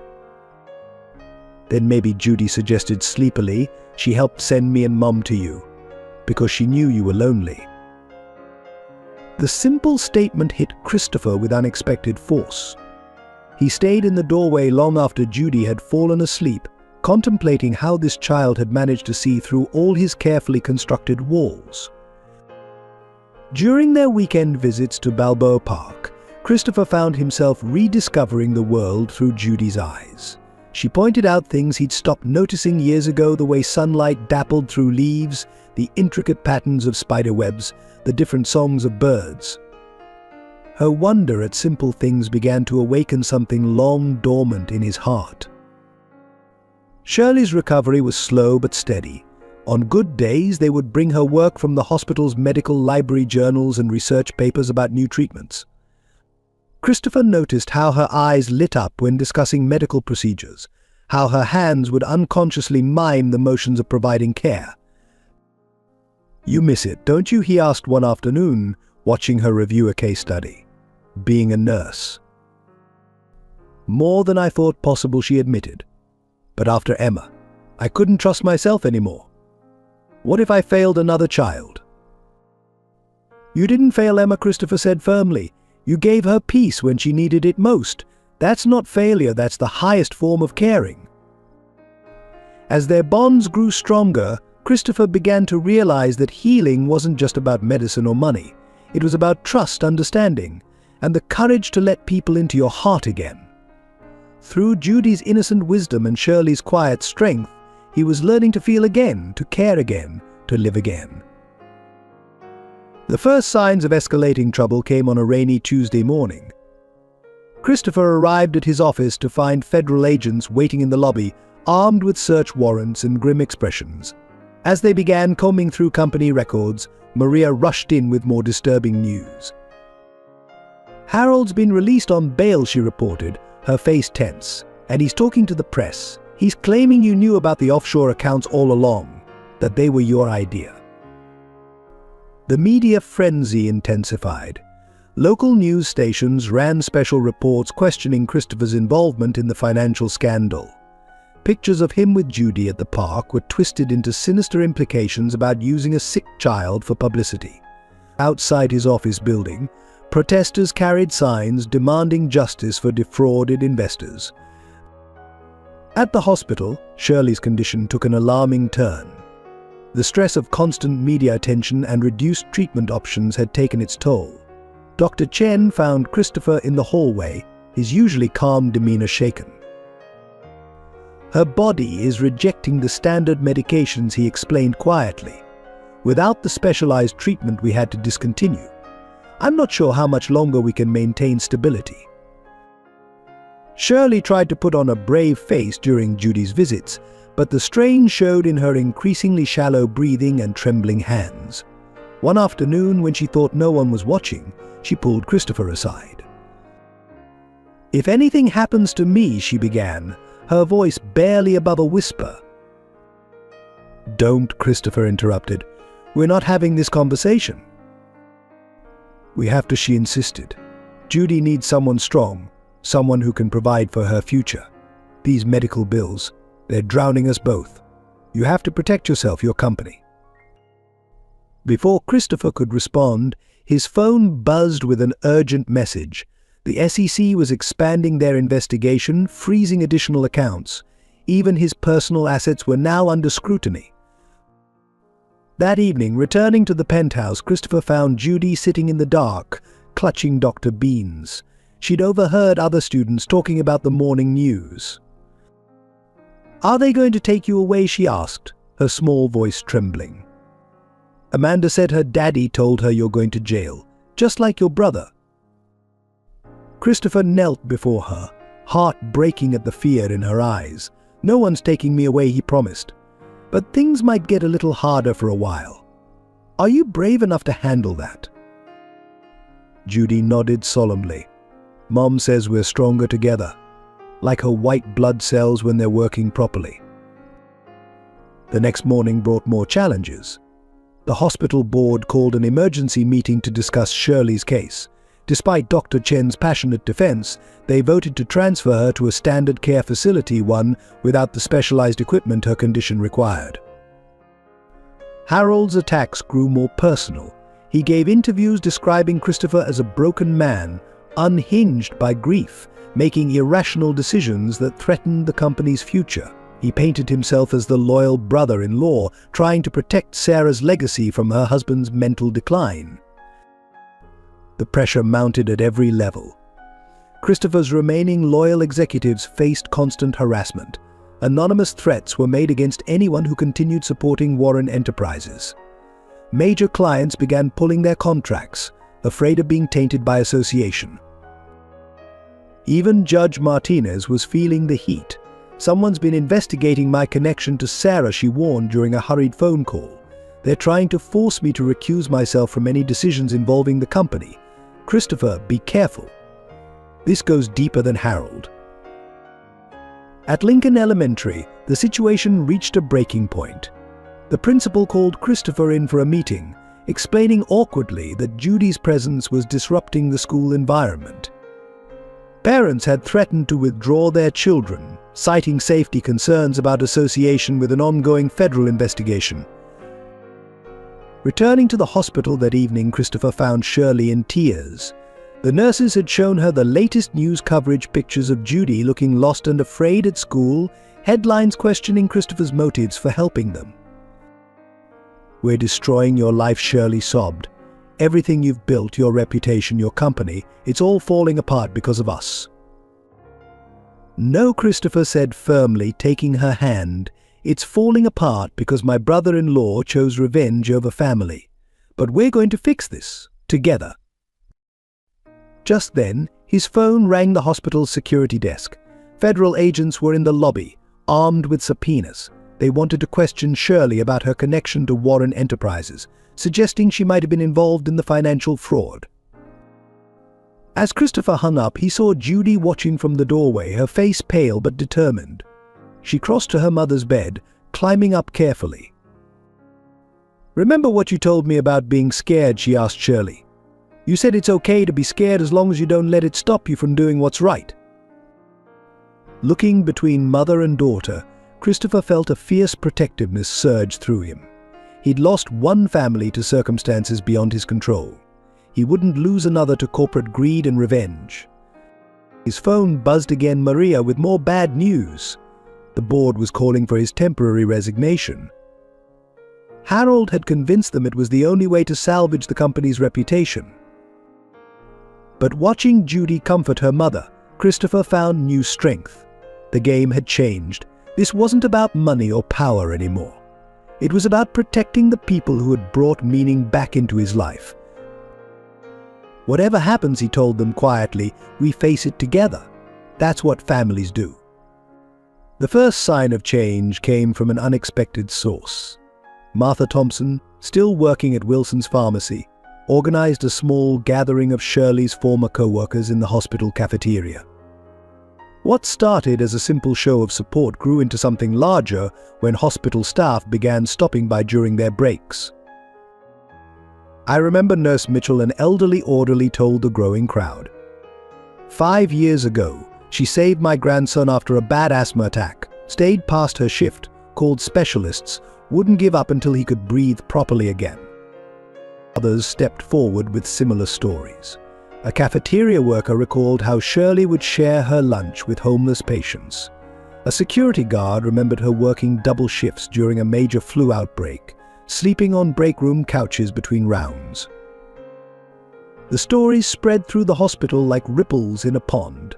Soon, off-duty nurses began volunteering to monitor Shirley's condition. Laboratory technicians found extra testing supplies. Physical therapists offered free sessions during their lunch breaks. Dr. Chen, emboldened by this grassroots movement, challenged the hospital board's decision to transfer Shirley. "If you want to discuss resource allocation," he declared during an emergency meeting, "let's talk about the millions this hospital saved because of Nurse Mitchell's dedication. How many lives she saved, how many lawsuits she prevented through her exceptional care." At Lincoln Elementary, a similar transformation was taking place. Mrs. Reynolds, the librarian who had initially distanced herself from Judy, found her courage after witnessing a particularly cruel bullying incident. "Amanda Cooper," she announced, her quiet voice carrying across the library. "I knew your mother in high school. She was a lot like Judy, kind, smart, often picked on by girls who felt threatened by her intelligence. I wonder what she'd think about her daughter becoming the very thing she once feared." The next day, several teachers began eating lunch with Judy, sharing stories about their own experiences with bullying and resilience. Ms. Thompson, her science teacher, turned Judy's research on autoimmune diseases into a class project, helping students understand the importance of community support in healing. The change spread to local businesses. The diner where Shirley had worked part-time put up a donation jar matched by the owner.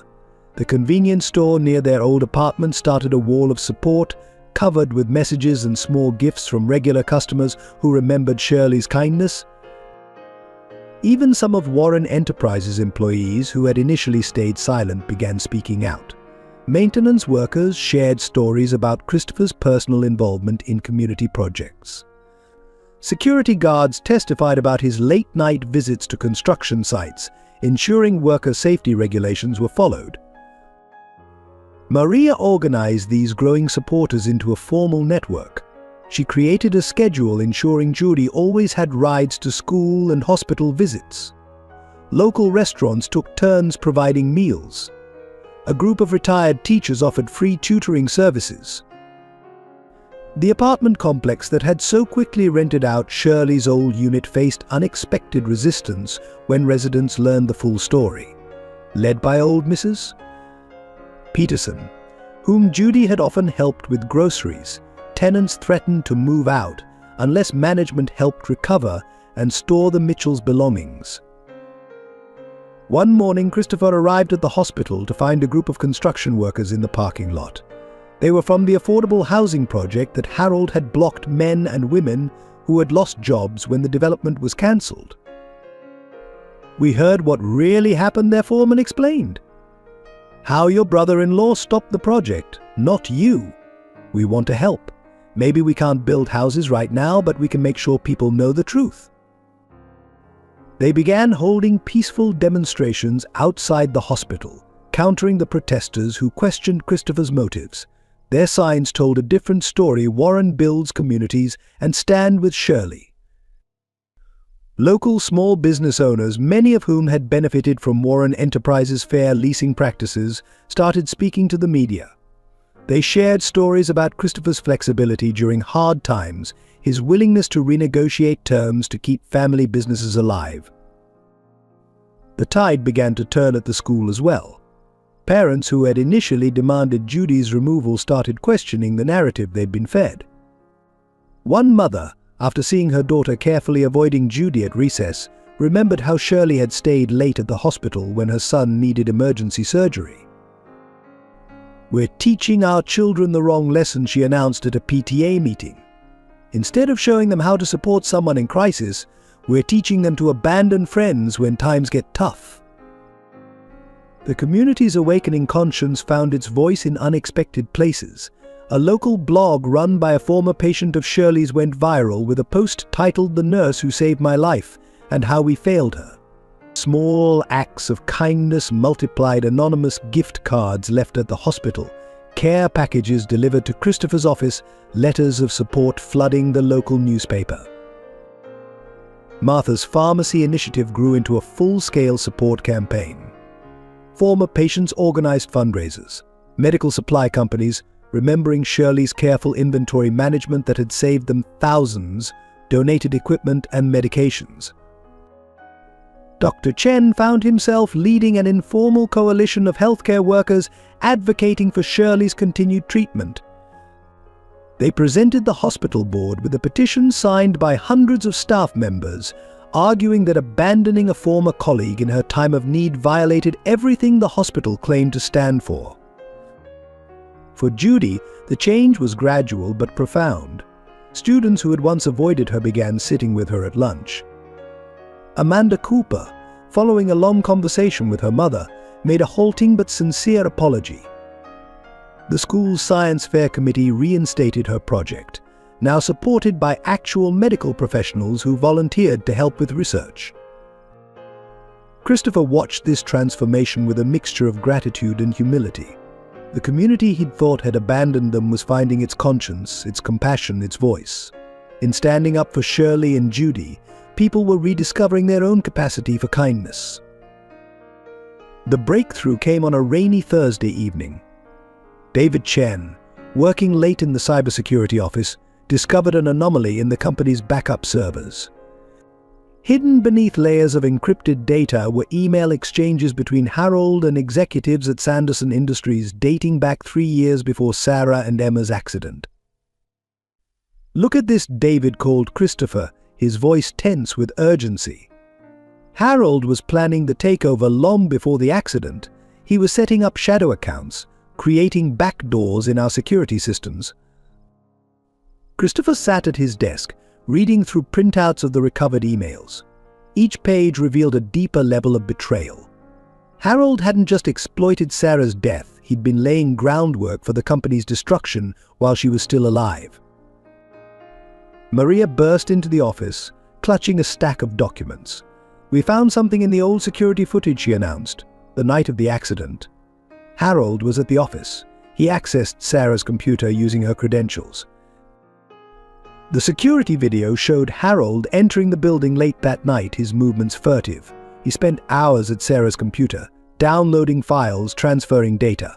The timestamp showed he was there when the police called about the accident. He knew, Christopher whispered, watching the footage. He knew they were gone, and his first action was to steal company data. Further investigation revealed more disturbing details.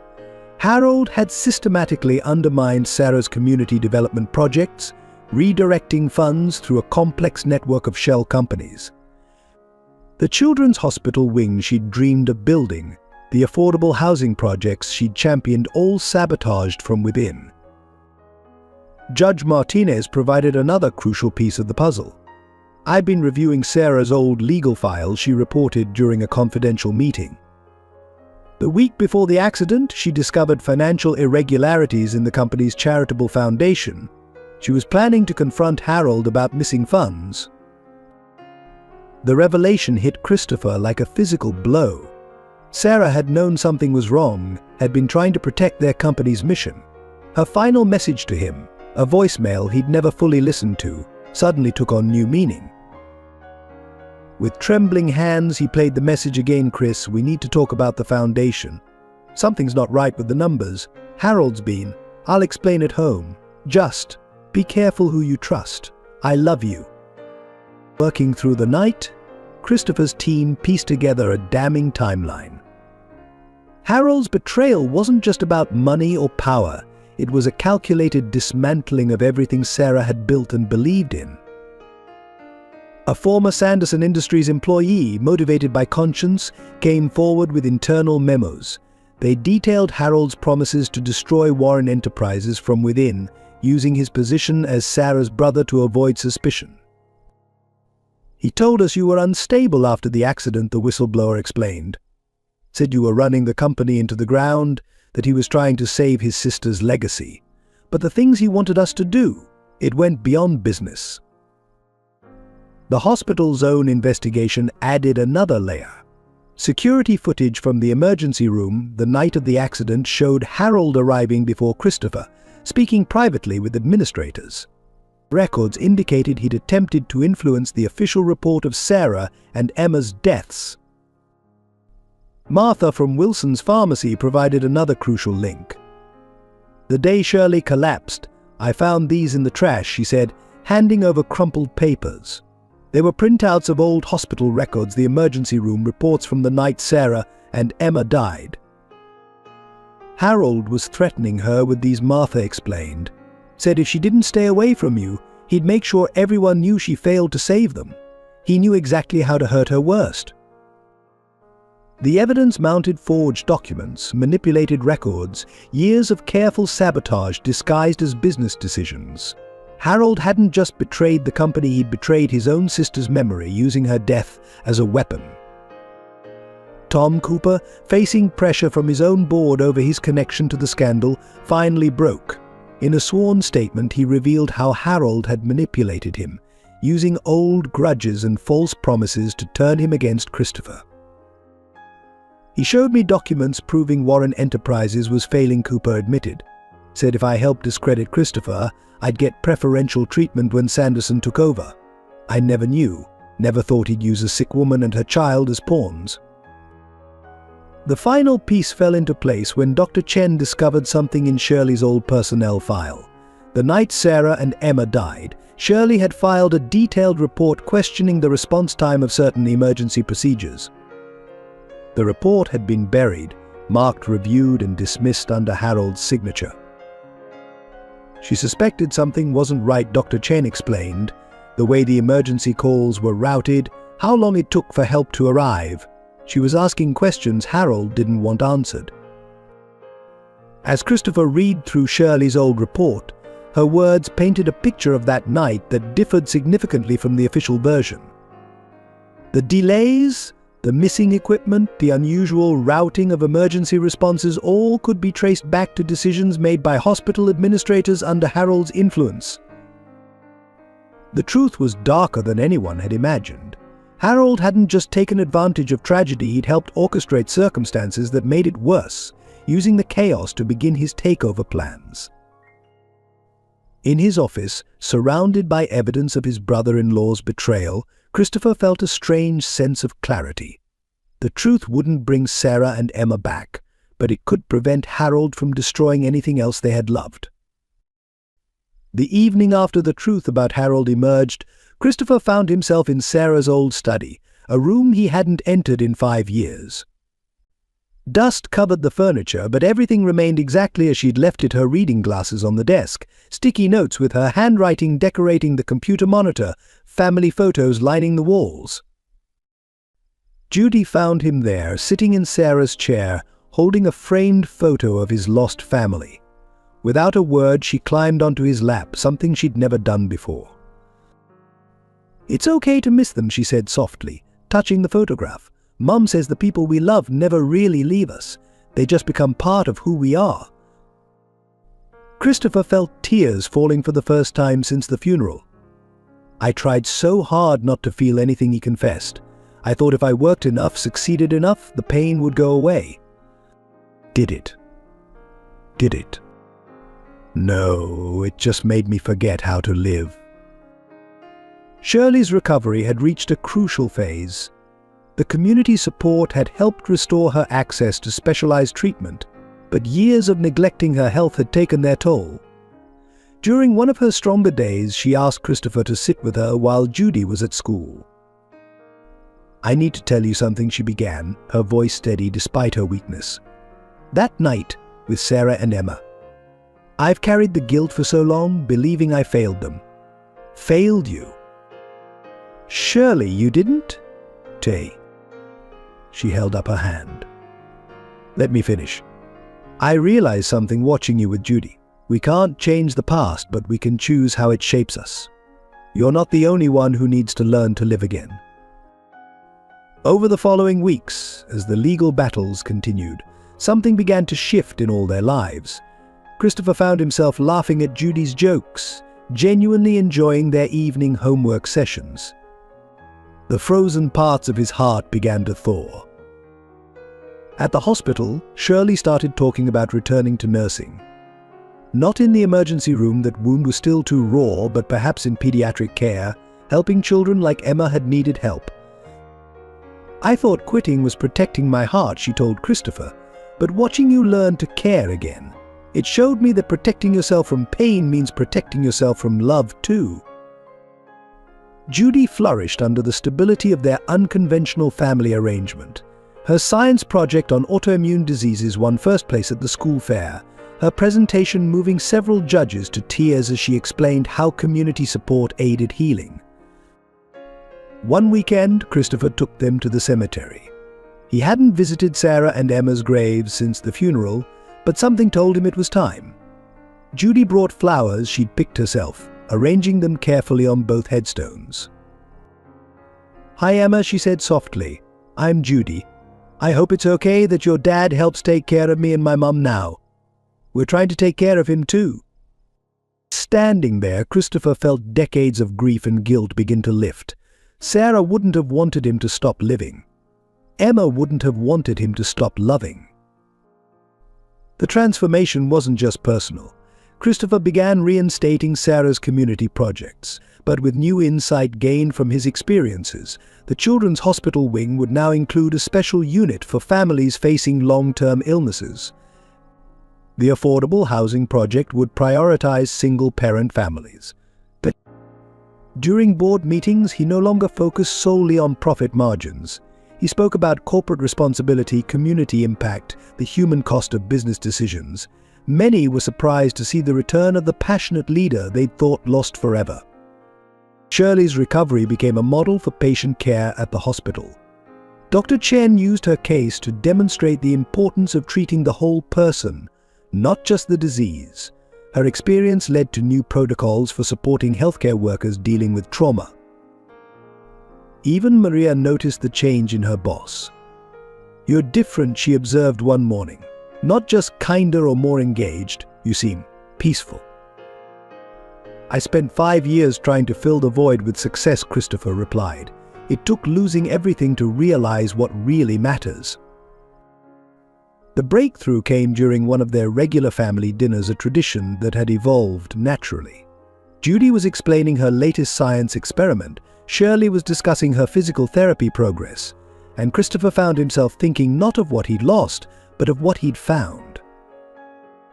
"We're quite a trio, aren't we?" Shirley said, catching his expression. "All a bit broken, all healing together." "Not broken," Christopher corrected, "just finding a new way to be whole." The healing wasn't always smooth. There were still nights when Christopher woke from nightmares about the accident, days when Shirley struggled with her recovery, moments when Judy missed their old life. But they faced these challenges together, drawing strength from their shared understanding of loss and renewal. In Sarah's study, now cleaned and reopened, Christopher found her old journal. The last entry, written the day of the accident, read, "Love isn't about holding on to what we have. It's about having the courage to keep our hearts open, no matter what we lose." Reading those words, Christopher finally understood. He hadn't betrayed Sarah's memory by letting Shirley and Judy into his life. He'd honored it by remembering how to love again. The crisis began without warning on a quiet Sunday afternoon. Christopher and Judy were visiting Shirley, sharing stories about Judy's latest science experiment, when the monitors suddenly began blaring. Shirley's face had gone pale, her breathing labored. Dr. Chen burst into the room, quickly assessing the situation. "Her body's rejecting the treatment," he announced, his voice tense. "We need to start emergency protocols now." The next few hours became a blur of medical terminology and urgent decisions. The specialized medications that had been keeping Shirley stable were no longer effective. Her immune system, already compromised, was launching a full-scale attack against itself. "We need to transfer her to the ICU," Dr. Chen explained to Christopher in the hallway, while nurses prepared Shirley for the move. "But there's a complication, the new treatment protocol we need. It's still under review by the hospital board, without immediate approval." Christopher understood the implication. The treatment was expensive, experimental, and not covered by standard insurance. With his account still frozen and the hospital under scrutiny, getting approval would be nearly impossible. "How long does she have without it?" he asked, watching through the window as Shirley tried to smile at Judy despite her obvious pain. "Hours, maybe a day." Dr. Chen's face was grim. "Her system is crashing. The standard treatments aren't enough anymore. In the ICU waiting room, Judy sat clutching Dr. Beans, her small face tight with worry. "Is Mum going to die?" she whispered when Christopher sat beside her, like Emma did. The question hit him like a physical blow. Before he could answer, his phone rang, the hospital administrator requesting his immediate presence in the boardroom. The scene that greeted him was coldly formal. Board members sat around a long table, their faces carefully neutral as they reviewed Shirley's case. "Mr. Warren," the chairman began, "we sympathize with your situation. However, given the ongoing investigation into your company's finances and the questionable nature of your relationship with the patient." "Questionable?" Christopher interrupted, his voice dangerously quiet. "She's a former nurse who tried to save my family. Her daughter is under my guardianship. What exactly are you questioning?" The discussion deteriorated from there. The board cited liability concerns, budget constraints, and the risk of appearing to show favoritism. Every minute spent arguing was another minute Shirley's condition worsened. Back in the ICU, Dr. Chen was trying everything possible within the approved protocols. Nothing worked. Shirley's vital signs continued to decline, her body betraying her despite everyone's best efforts. "There might be one option," Dr. Chen suggested hesitantly. "A private research hospital in Los Angeles has the treatment protocol already approved. If we could transfer her." But the logistics proved impossible. Shirley was too unstable to move. The specialized medications needed to be administered immediately, not after a lengthy transfer process. Christopher made desperate calls to every contact he had. Judge Martinez tried to expedite an emergency hearing to release some funds. Maria reached out to pharmaceutical companies about compassionate use programs. Even Tom Cooper, feeling guilty about his role in the scandal, offered to help. Nothing moved fast enough. The hospital board remained entrenched in their position, hiding behind policies and procedures, while a woman's life hung in the balance. In Shirley's ICU room, Judy refused to leave her mother's side. She read aloud from her science textbook, explaining to her unconscious mother how the immune system was supposed to work, as if understanding the process could somehow make it function correctly. The hospital chapel became Christopher's refuge during brief breaks. Sitting in the quiet space, he found himself doing something he hadn't done since losing Sarah and Emma, praying, not for a miracle, but for the strength to face whatever came next.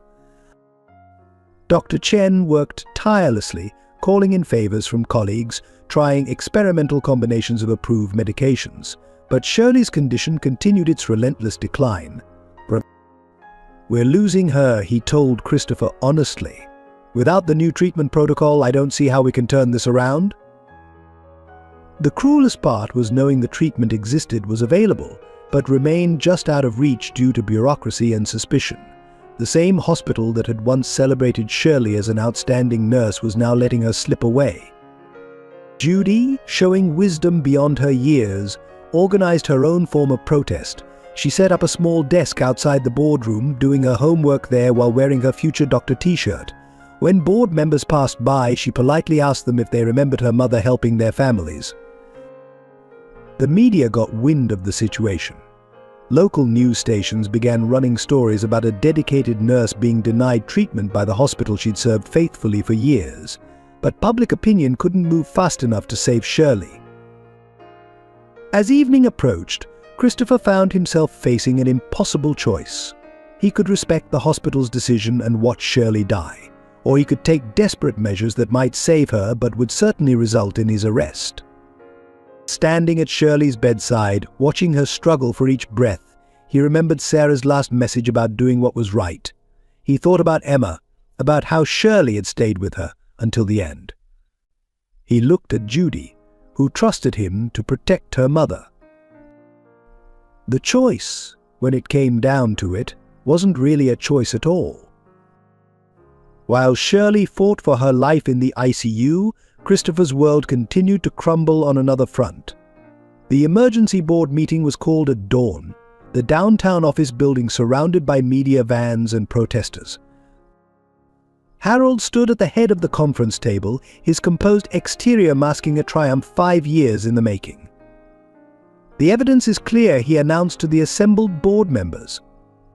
Christopher Warren's emotional instability and questionable financial decisions have put this company at risk. We have no choice but to act. The presentation that followed was devastating in its thoroughness.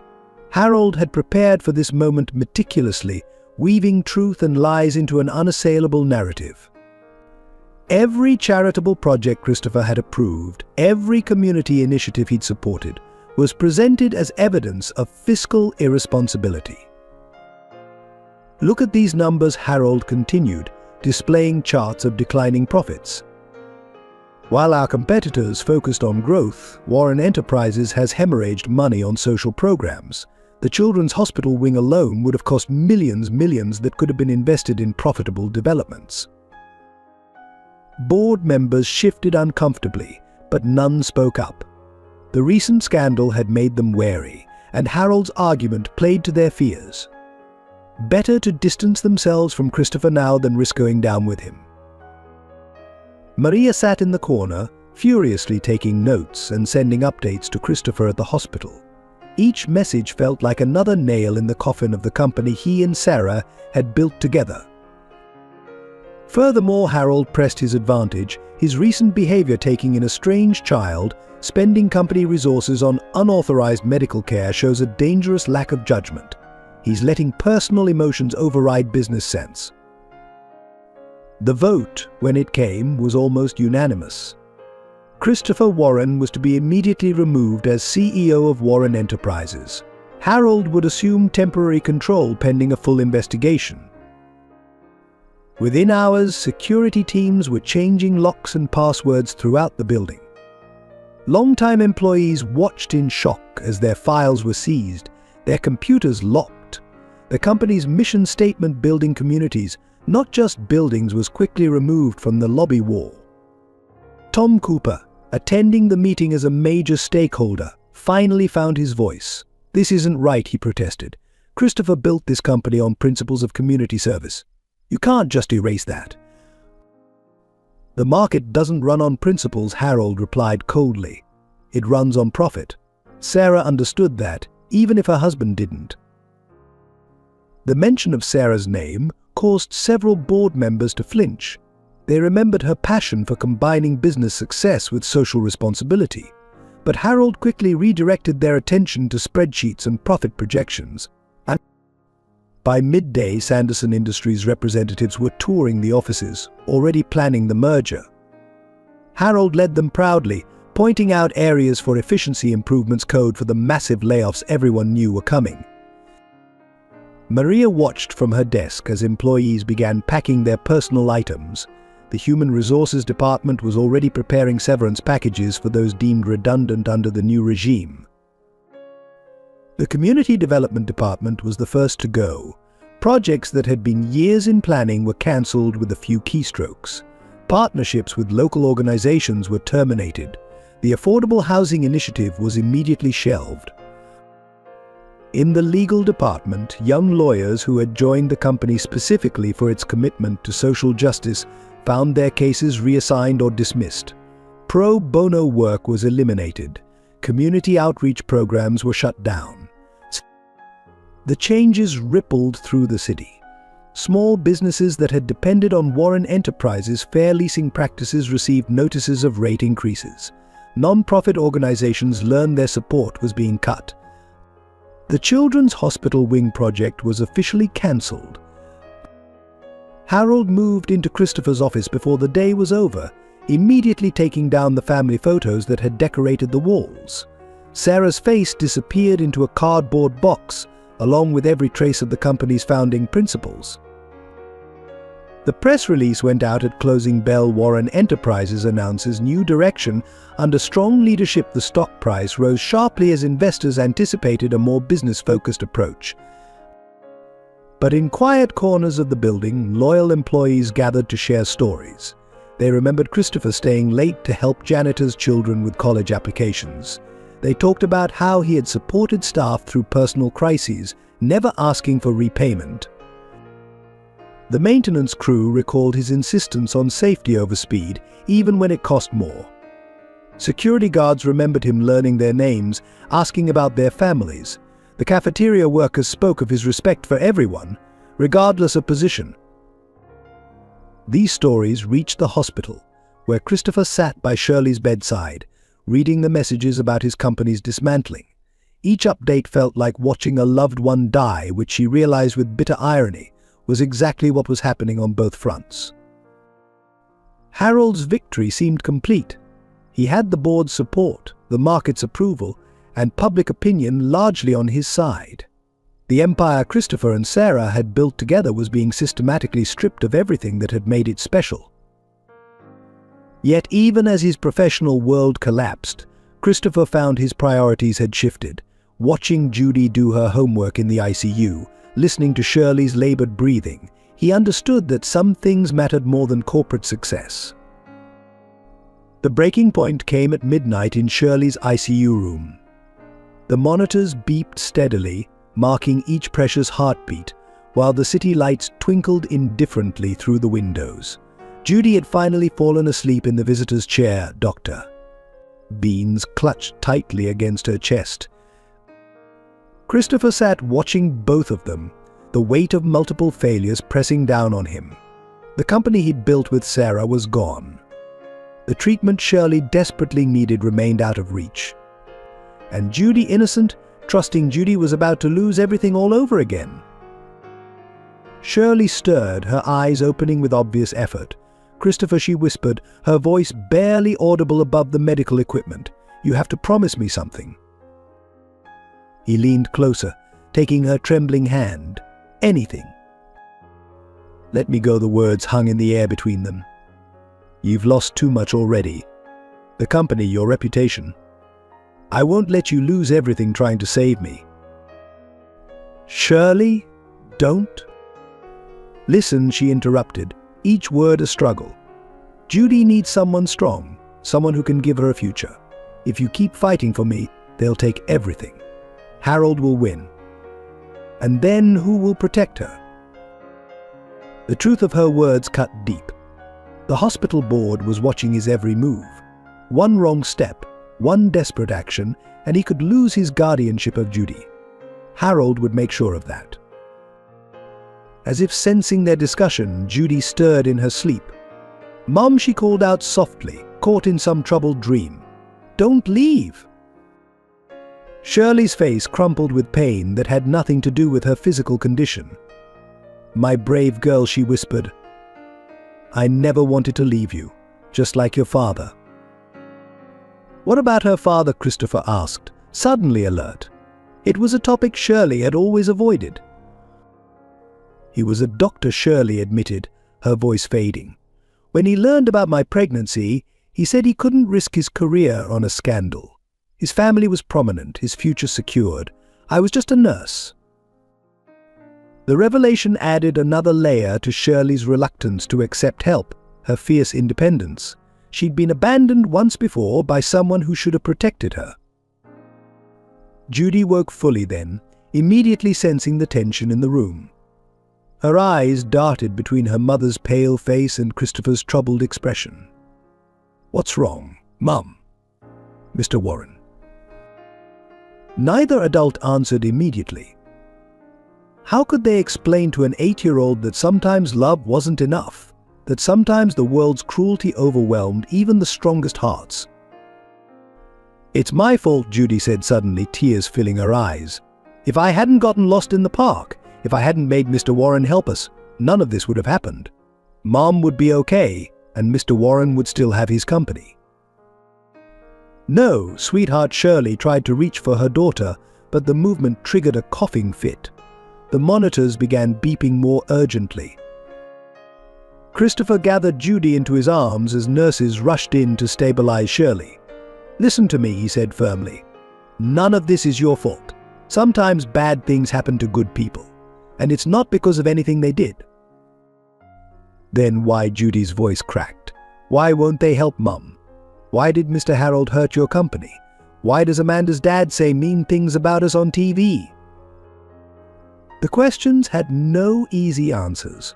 Outside the ICU, the hospital continued its routine. Somewhere in the city, Harold was probably celebrating his victory in Christopher's former office. The world moved on, indifferent to their private tragedy. Dr. Chen entered after the nurses had settled Shirley. His face carried the weight of more bad news. The latest blood work he began, then stopped, looking at Judy. "She deserves to know," Shirley said weakly. "She's stronger than anyone realizes." But the doctor nodded. "The infection is spreading. Without the specialized treatment, I'd say we have less than 24 hours. Judy's small body began shaking. "No," she whispered. "No, no, no," she pulled away from Christopher, from all of them, backing into a corner with Dr. Beans pressed against her face. "I hate you," she suddenly screamed, the sound shocking in the quiet room. "I hate the hospital. I hate Mr. Harold. I hate everyone who won't help. I hate." Her voice broke into sobs. "I hate that I can't do anything." Christopher felt something break inside him. He'd watched helplessly as Sarah and Emma were taken from him. Now history was repeating itself, and once again he seemed powerless to prevent it. Shirley's voice came soft but clear. "Christopher, let me go. Take care of Judy. Give her the life I couldn't." "Mom, no," Judy rushed back to the bed. "You can't give up. You always said we never give up." But Shirley's eyes were closing, her strength fading. The monitors showed her vital signs slowly deteriorating. Dr. Chen moved to adjust her medications, knowing it was only delaying the inevitable. Christopher stood at the window, watching his reflection superimposed over the city lights. 5 years ago, he'd stood at another hospital window, feeling this same helplessness. But something was different now. "Dr. Chen," he said quietly, "if we had access to the treatment right now, what are her chances? With immediate intervention, better than 50%. And without it, 0. Christopher looked at Judy, clinging to her mother's hand and singing their special song through her tears. He thought about Sarah, about Emma, about promises made and broken, about what it really meant to save someone. The choice crystallized in his mind. Some things were worth losing everything for. The storm that had been threatening all day finally broke over San Diego, matching the tension building in the hospital boardroom. Christopher stood before the assembled board members, his clothes still wrinkled from his vigil in the ICU, but his voice steady and clear. "Before you make your final decision about Shirley's treatment," he began, "there's something you need to see." He nodded to Maria, who connected her laptop to the room's display screen. The first image appeared security footage from the night Sarah and Emma died. Harold's face, 5 years younger but unmistakable, at Sarah's computer. The timestamp showed he was there when the accident occurred. "My brother-in-law didn't just betray the company," Christopher continued. "He betrayed his own sister. While Sarah and Emma were dying, he was stealing company data, setting up the groundwork for everything that followed." The board members shifted uncomfortably as more evidence appeared on screen. Emails between Harold and Sanderson Industries, dating back years before the accident. Financial records showing systematic sabotage of Sarah's community projects. But the complex web of offshore accounts used to hide the money. Dr. Chen stepped forward next, presenting Shirley's original ER report from the night of the accident. MS Mitchell noticed irregularities in the emergency response time, he explained. Calls that were mysteriously rerouted, equipment that should have been available but wasn't. Her report was buried under Harold's authority. Tom Cooper, who had insisted on attending, stood up. "I need to confess something," he announced. "Harold approached me months ago with a plan. He said Christopher was mentally unstable, that he was destroying Sarah's legacy. He promised me prime real estate deals once Sanderson took over. I helped spread lies about Christopher, about his relationship with the Mitchells."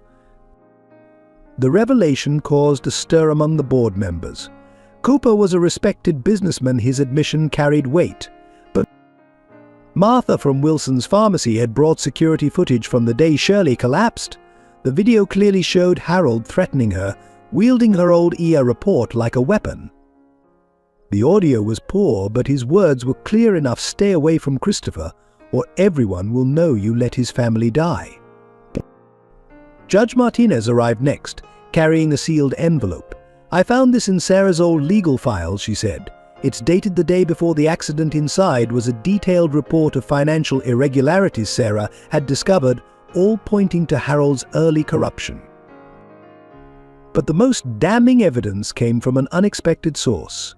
A young intern from Sanderson Industries, trembling but determined, presented emails showing Harold's true plan.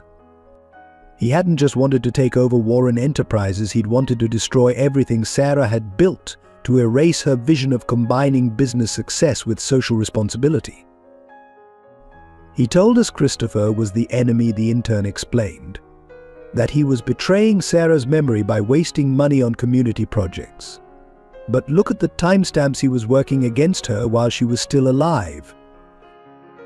The board members listened in growing horror as the full scope of Harold's betrayal became clear. This wasn't just corporate espionage or financial fraud. This was a systematic campaign to destroy a family's legacy, using tragedy as cover for corruption. Maria presented the final piece of evidence: Harold's personal emails to Sanderson executives, gloating about how easily manipulated everyone had been. The accident was perfect timing, he'd written. Christopher was too broken to notice what I was doing, and everyone was too busy pitying the grieving husband to question my actions. The hospital administrator who had blocked Shirley's treatment looked particularly shaken. He told us approving the treatment would look like favoritism, she admitted. Said it would damage the hospital's reputation. We never knew. Christopher raised his hand for silence. I'm not here to assign blame, he said quietly. I'm here to right a wrong. Sarah believed in using success to help others.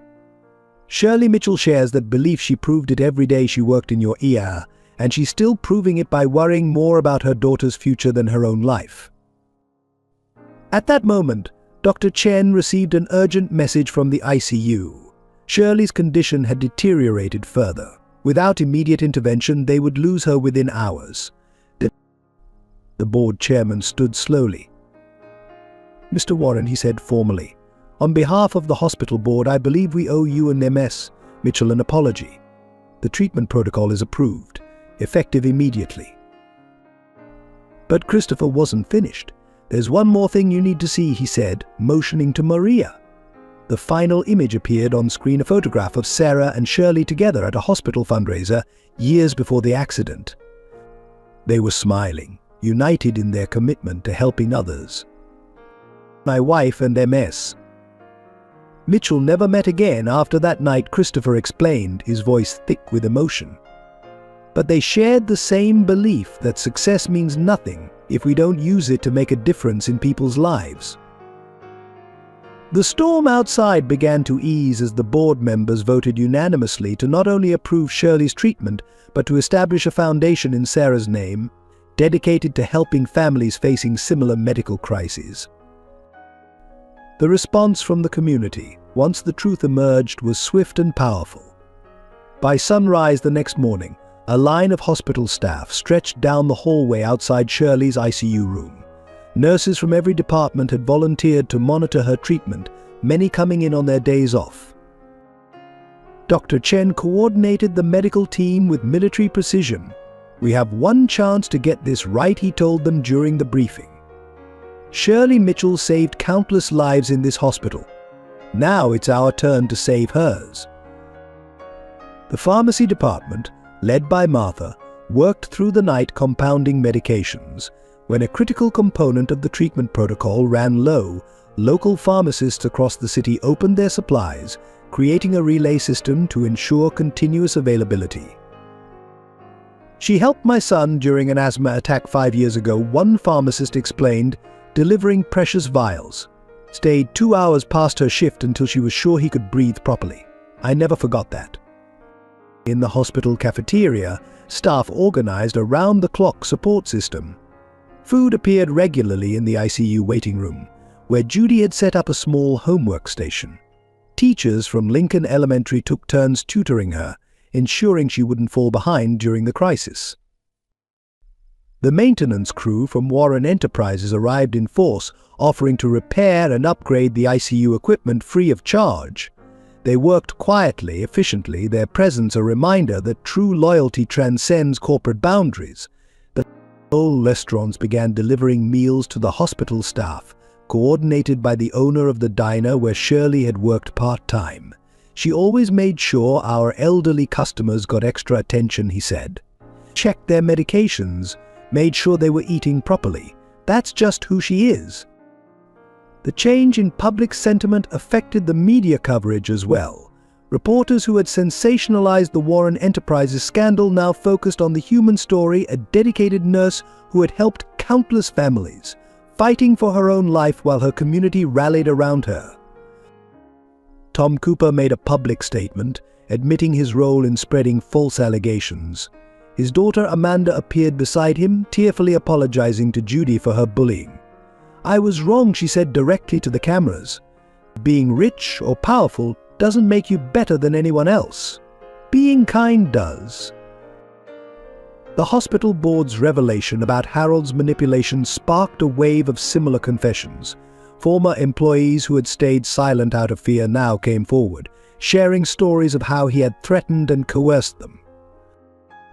But the most powerful response came from the patients and families Shirley had helped over the years. They gathered in the hospital chapel, sharing stories and organizing prayer vigils. Each person had a memory, a moment of kindness, a word of comfort, an extra minute spent explaining a treatment.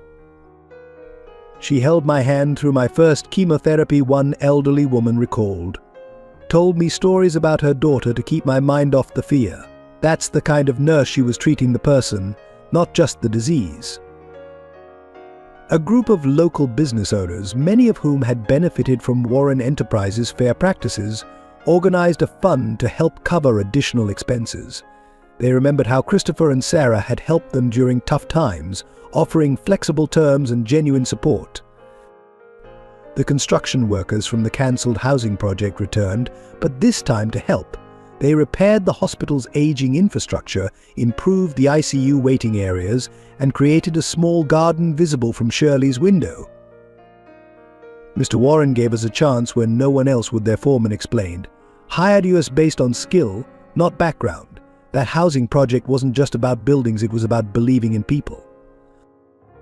Inside the ICU, the specialized treatment began showing promising results. Shirley's vital signs stabilized, then slowly began to improve. Dr. Chen maintained a cautious optimism, but the staff couldn't help celebrating each small victory. Judy, surrounded by her impromptu support system, started to smile again.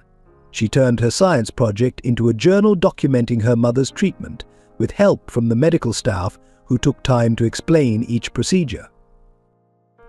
The hospital gift shop, typically quiet during night shifts, became a hub of activity. People left cards, flowers, and small gifts. More importantly, they left stories, hundreds of them, detailing moments when Shirley had made a difference in their lives. Maria organized these stories into a book, reading them to Shirley during the long hours of treatment.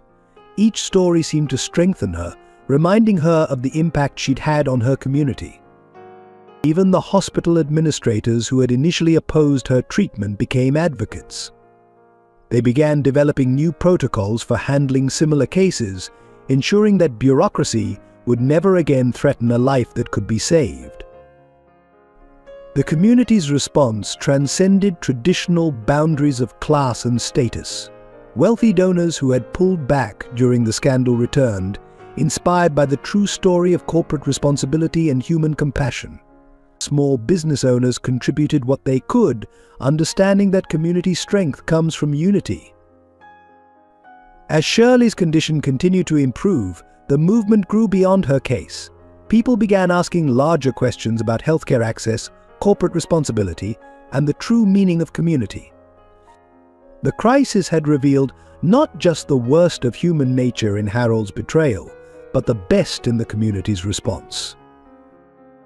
Christopher, watching it all from Shirley's bedside, finally understood what Sarah had tried to teach him years ago. True success isn't measured in profits or power, but in the lives you touch and the changes you inspire. The day Harold surrendered himself to the authorities dawned clear and bright over San Diego. He walked into the federal building voluntarily, accompanied by his lawyer and carrying a thick folder of documents. His face, broadcasted across local news stations, showed the weight of his decisions. In the district attorney's office, Harold sat across from Christopher, Judge Martinez presiding over the meeting. The brothers-in-law faced each other for the first time since the truth had emerged. "I need to tell you something," Harold began, his voice hollow. "About the night Sarah and Emma died," he opened the folder, hands trembling. "I knew about the brake problems in Sarah's car. The maintenance report came to my office the day before, but I held it back. I thought delaying the repair would just inconvenience you, force you to miss another deal." The confession hung in the air like poison. Christopher's hands gripped the armrests of his chair, knuckles white with tension. "I never meant." Harold's voice broke. "They weren't supposed to be driving in the rain. The school recital was supposed to be next week.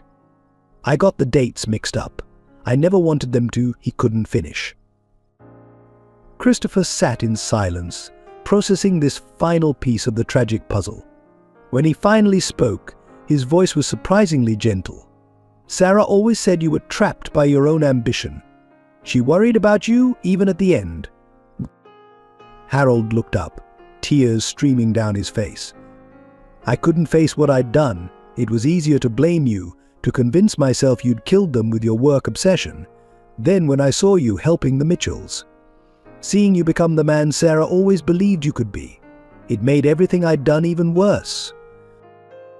Judge Martinez watched carefully as Christopher stood and walked to the window. "You know what Judy asked me yesterday," he said quietly. "She asked if people can change. If someone does something terrible, can they ever make it right?" "What did you tell her?" Harold whispered.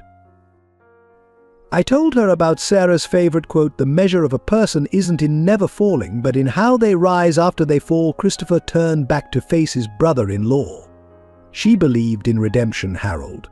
Even at the end, she was trying to save you from yourself." The meeting concluded with Harold signing a full confession, not just to the corporate crimes, but to his role in the accident.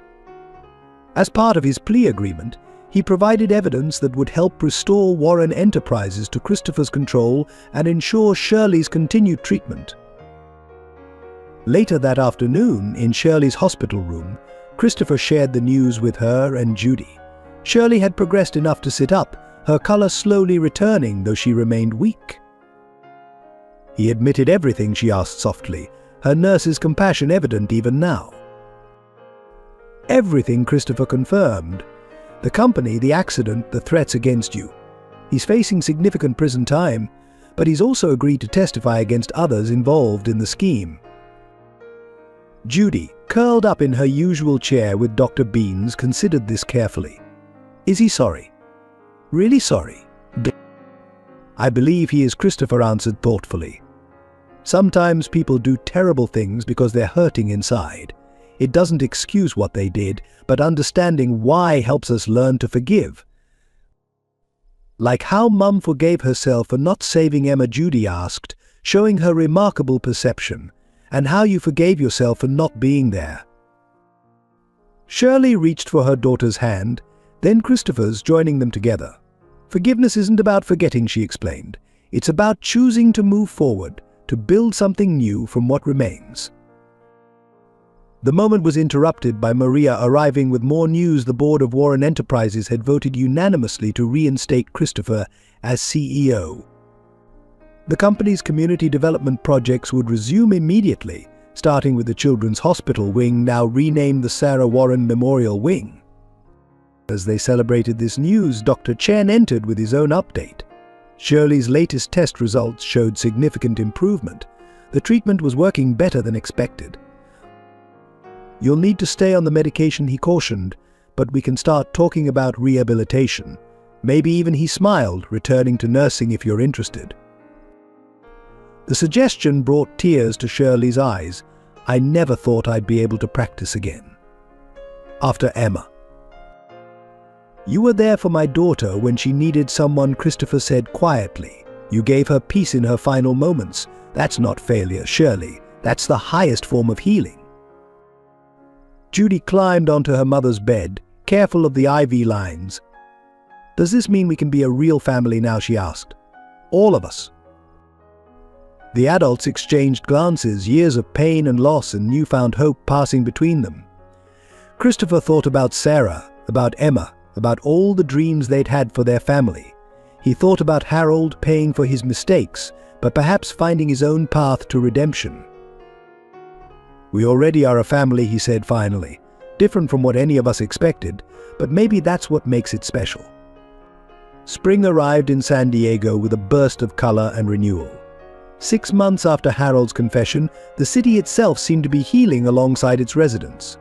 The Sarah Warren Memorial Wing at San Diego General was nearing completion, its modern facade gleaming in the morning sun.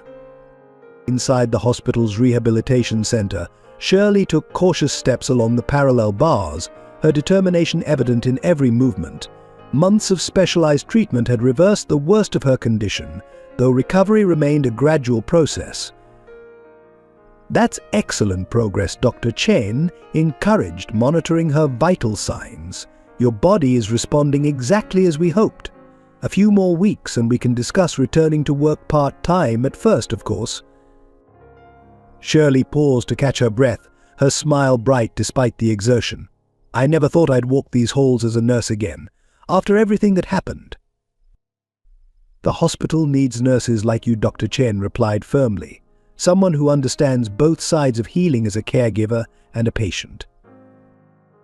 In the hospital's new pediatric wing, evidence of recovery appeared in unexpected ways.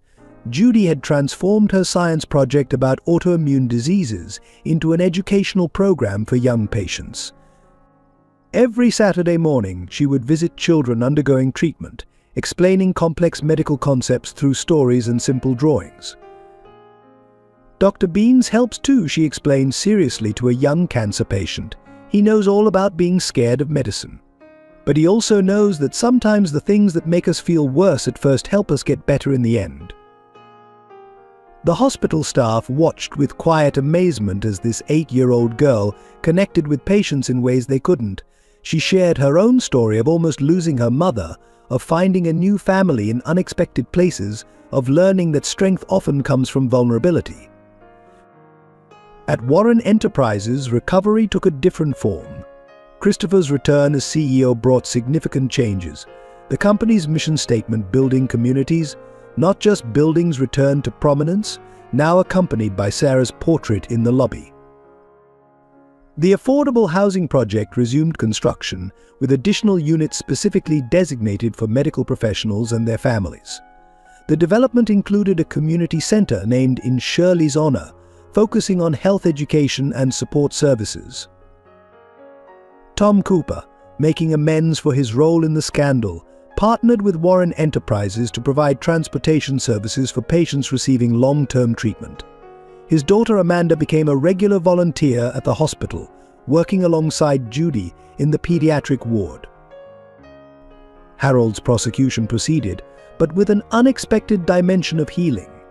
Rather than seeking maximum punishment, Christopher worked with the district attorney to incorporate rehabilitation and community service into the sentence. Harold would serve time, but he would also contribute to rebuilding what he had tried to destroy. Sarah would have wanted this, Christopher explained to the board members. She always believed in second chances, in the possibility of redemption. The company's recovery extended beyond financial metrics. Employee morale soared as community projects resumed.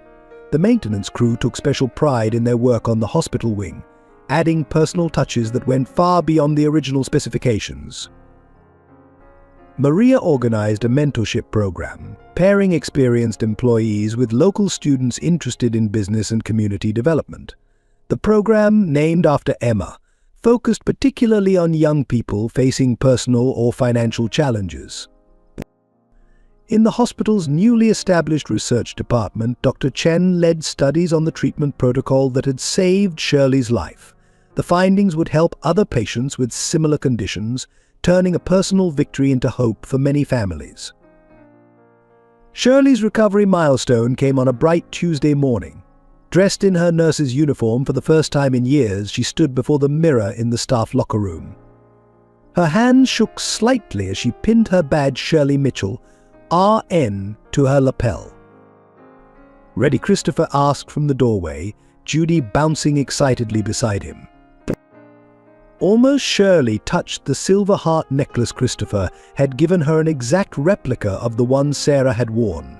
"I never thought I'd have this chance again, to help people, to make a difference."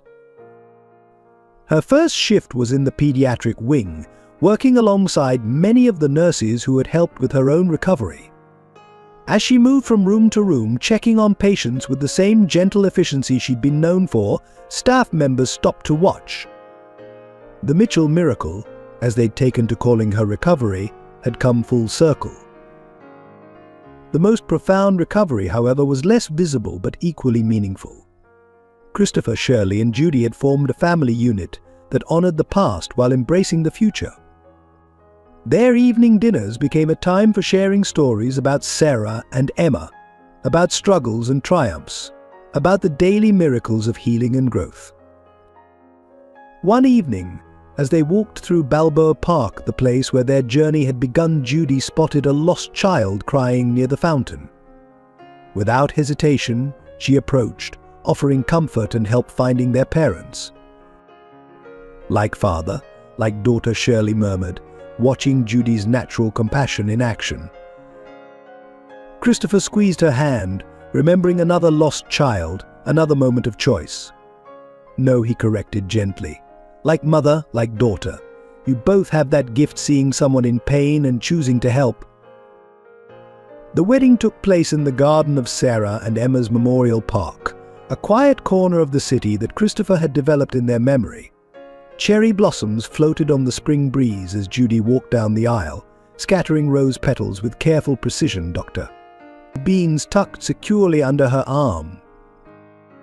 Shirley stood beneath an arch of white roses, her nurse's pin gleaming alongside the silver heart necklace. The simple white dress she'd chosen highlighted her recovered strength, while her eyes held a mix of joy and tender understanding. Christopher waited at the altar, his face reflecting a peace that had been years in coming. On his lapel, he wore 2 pins the Warren Enterprises logo Sarah had designed, and a tiny caduceus representing Shirley's dedication to healing.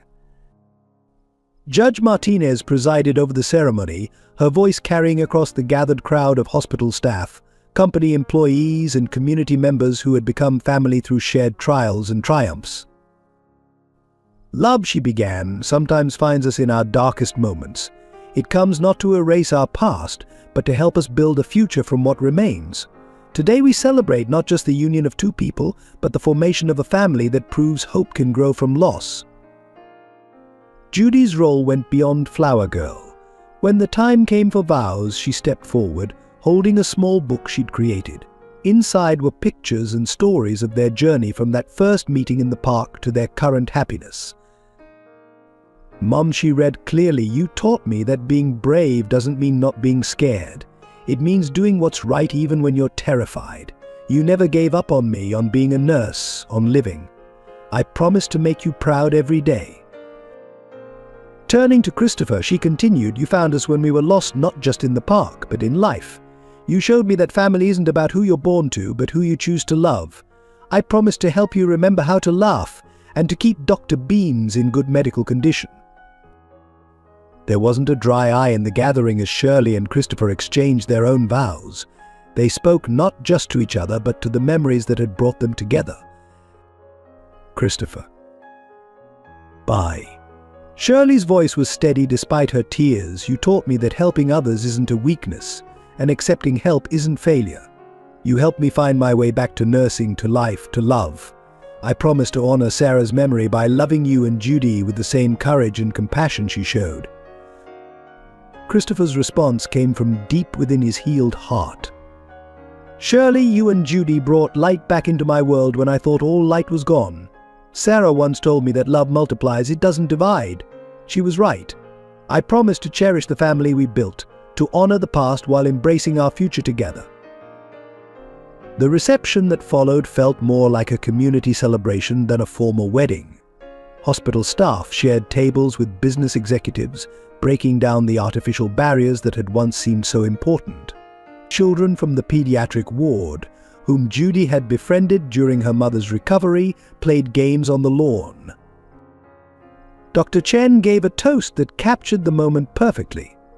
In medicine, we talk about healing bodies. But today we celebrate the healing of hearts, of a family, of a community. Shirley and Christopher remind us that sometimes the best medicine is love. Maria's speech brought both laughter and tears as she recounted the journey from corporate crisis to personal triumph. "I watched my boss become human again," she said, "and I watched two lost souls find their way home through each other." The most touching moment came when a letter from Harold was read. From his prison cell, he had written, "Sarah would be proud of the family you've built. She always said love was about adding, never subtracting. Take care of each other. Help others heal as you have healed yourselves." As evening fell, lanterns lit the garden while guests shared stories of how this unlikely family had touched their lives. Amanda Cooper, now one of Judy's closest friends, spoke about learning compassion. Tom Cooper reflected on the meaning of true success. The hospital board chairman announced the establishment of the Mitchell-Warren Scholarship for nursing students, ensuring that Shirley's dedication to healing would inspire future generations.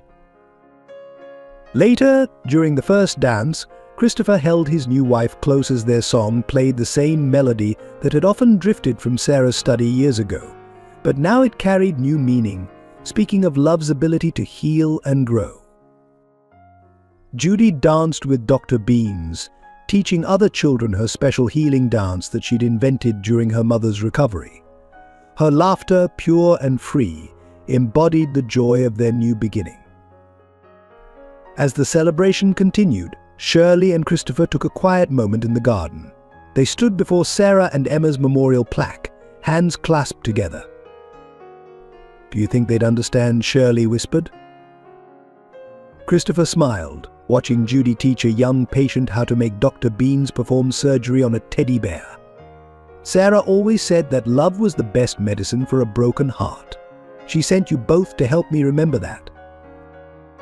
10 years after the day Christopher found a lost little girl in Balboa Park, San Diego had transformed in ways no one could have predicted.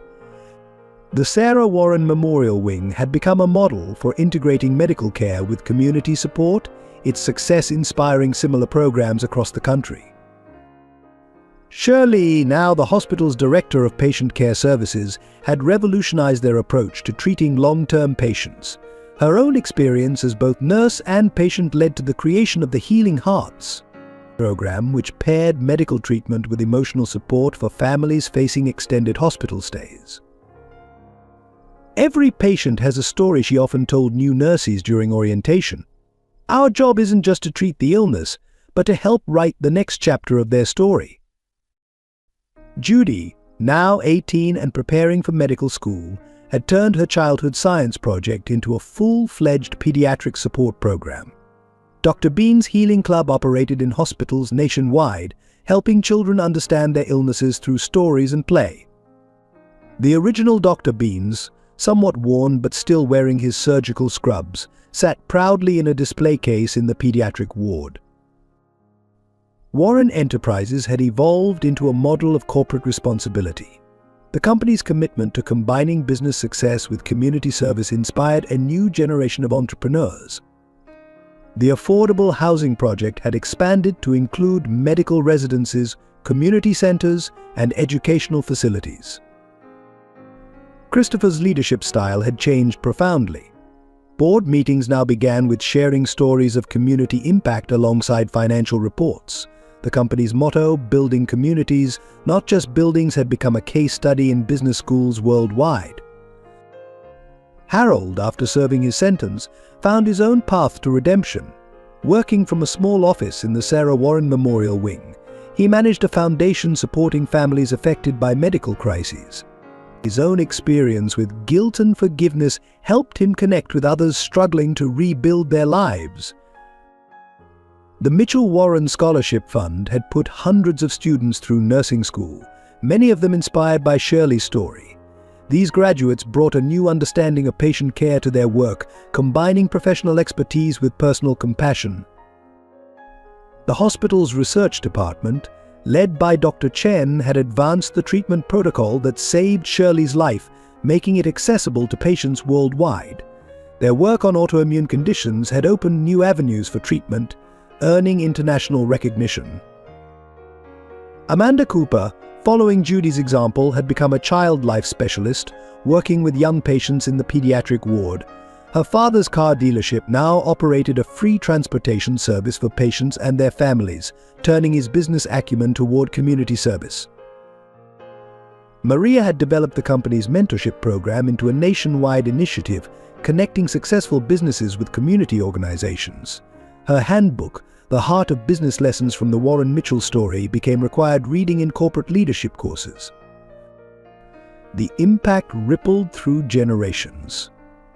Children who had been patients in the pediatric ward grew up to become doctors and nurses. Families who had received help through the housing project started their own community support programs. The cycle of healing and giving back continued to grow. On the 10th anniversary of their first meeting, the family gathered in Balboa Park. The fountain where Judy had once waited, lost and afraid, now bore a plaque where healing begins in memory of Sarah and Emma Warren, inspiring hope through love. Shirley, her nurse's pin catching the sunlight, watched young families enjoying the park. "Sometimes I still can't believe how everything turned out," she said softly. "From that terrible day in the pharmacy to now." Christopher squeezed her hand, his other arm around Judy, who was reading her medical school acceptance letter for the 100th time. "Sarah used to say that love was like medicine. It works in mysterious ways, healing things we didn't even know were broken." And sometimes, Judy added, her childhood wisdom now matured but unchanged. The best healing happens when we help others heal. The park had become a symbol of their story of loss and finding, of healing and hope, of building something new from what remained. Regular visitors often noticed the three of them there: the businessman who learned to feel again, the nurse who found her way back to healing, and the little girl who helped them both remember what family really means. Their story became part of the city's fabric, taught in local schools as an example of community resilience. But more importantly, it lived on in countless small acts of kindness, in moments of courage and compassion, in the ongoing choice to help others heal. As the sun set over San Diego, casting the city in golden light, the three of them walked the familiar park paths together. They passed other families, other stories in progress, other moments of healing and unfolding in their own time. "Ready to go home?" Christopher asked, though home had long since become more than a place. Shirley and Judy nodded, their steps falling naturally in sync. They had learned that family isn't always what you're born into, sometimes it's what you build together, one healing moment at a time.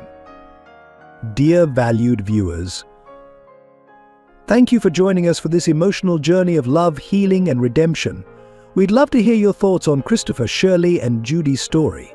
What touched you most? How did their journey resonate with your own experiences? Please support our team by subscribing to our channel for more heartwarming stories that celebrate the human spirit. Share this video with friends and family who might find inspiration in this tale of healing and hope. Don't forget to like this video and leave your comments below. Your engagement helps us continue creating meaningful content that touches hearts and reminds us of the power of love and compassion. Together, let's build a community that celebrates stories of resilience and the enduring strength of the human heart. Thank you for being part of our storytelling family.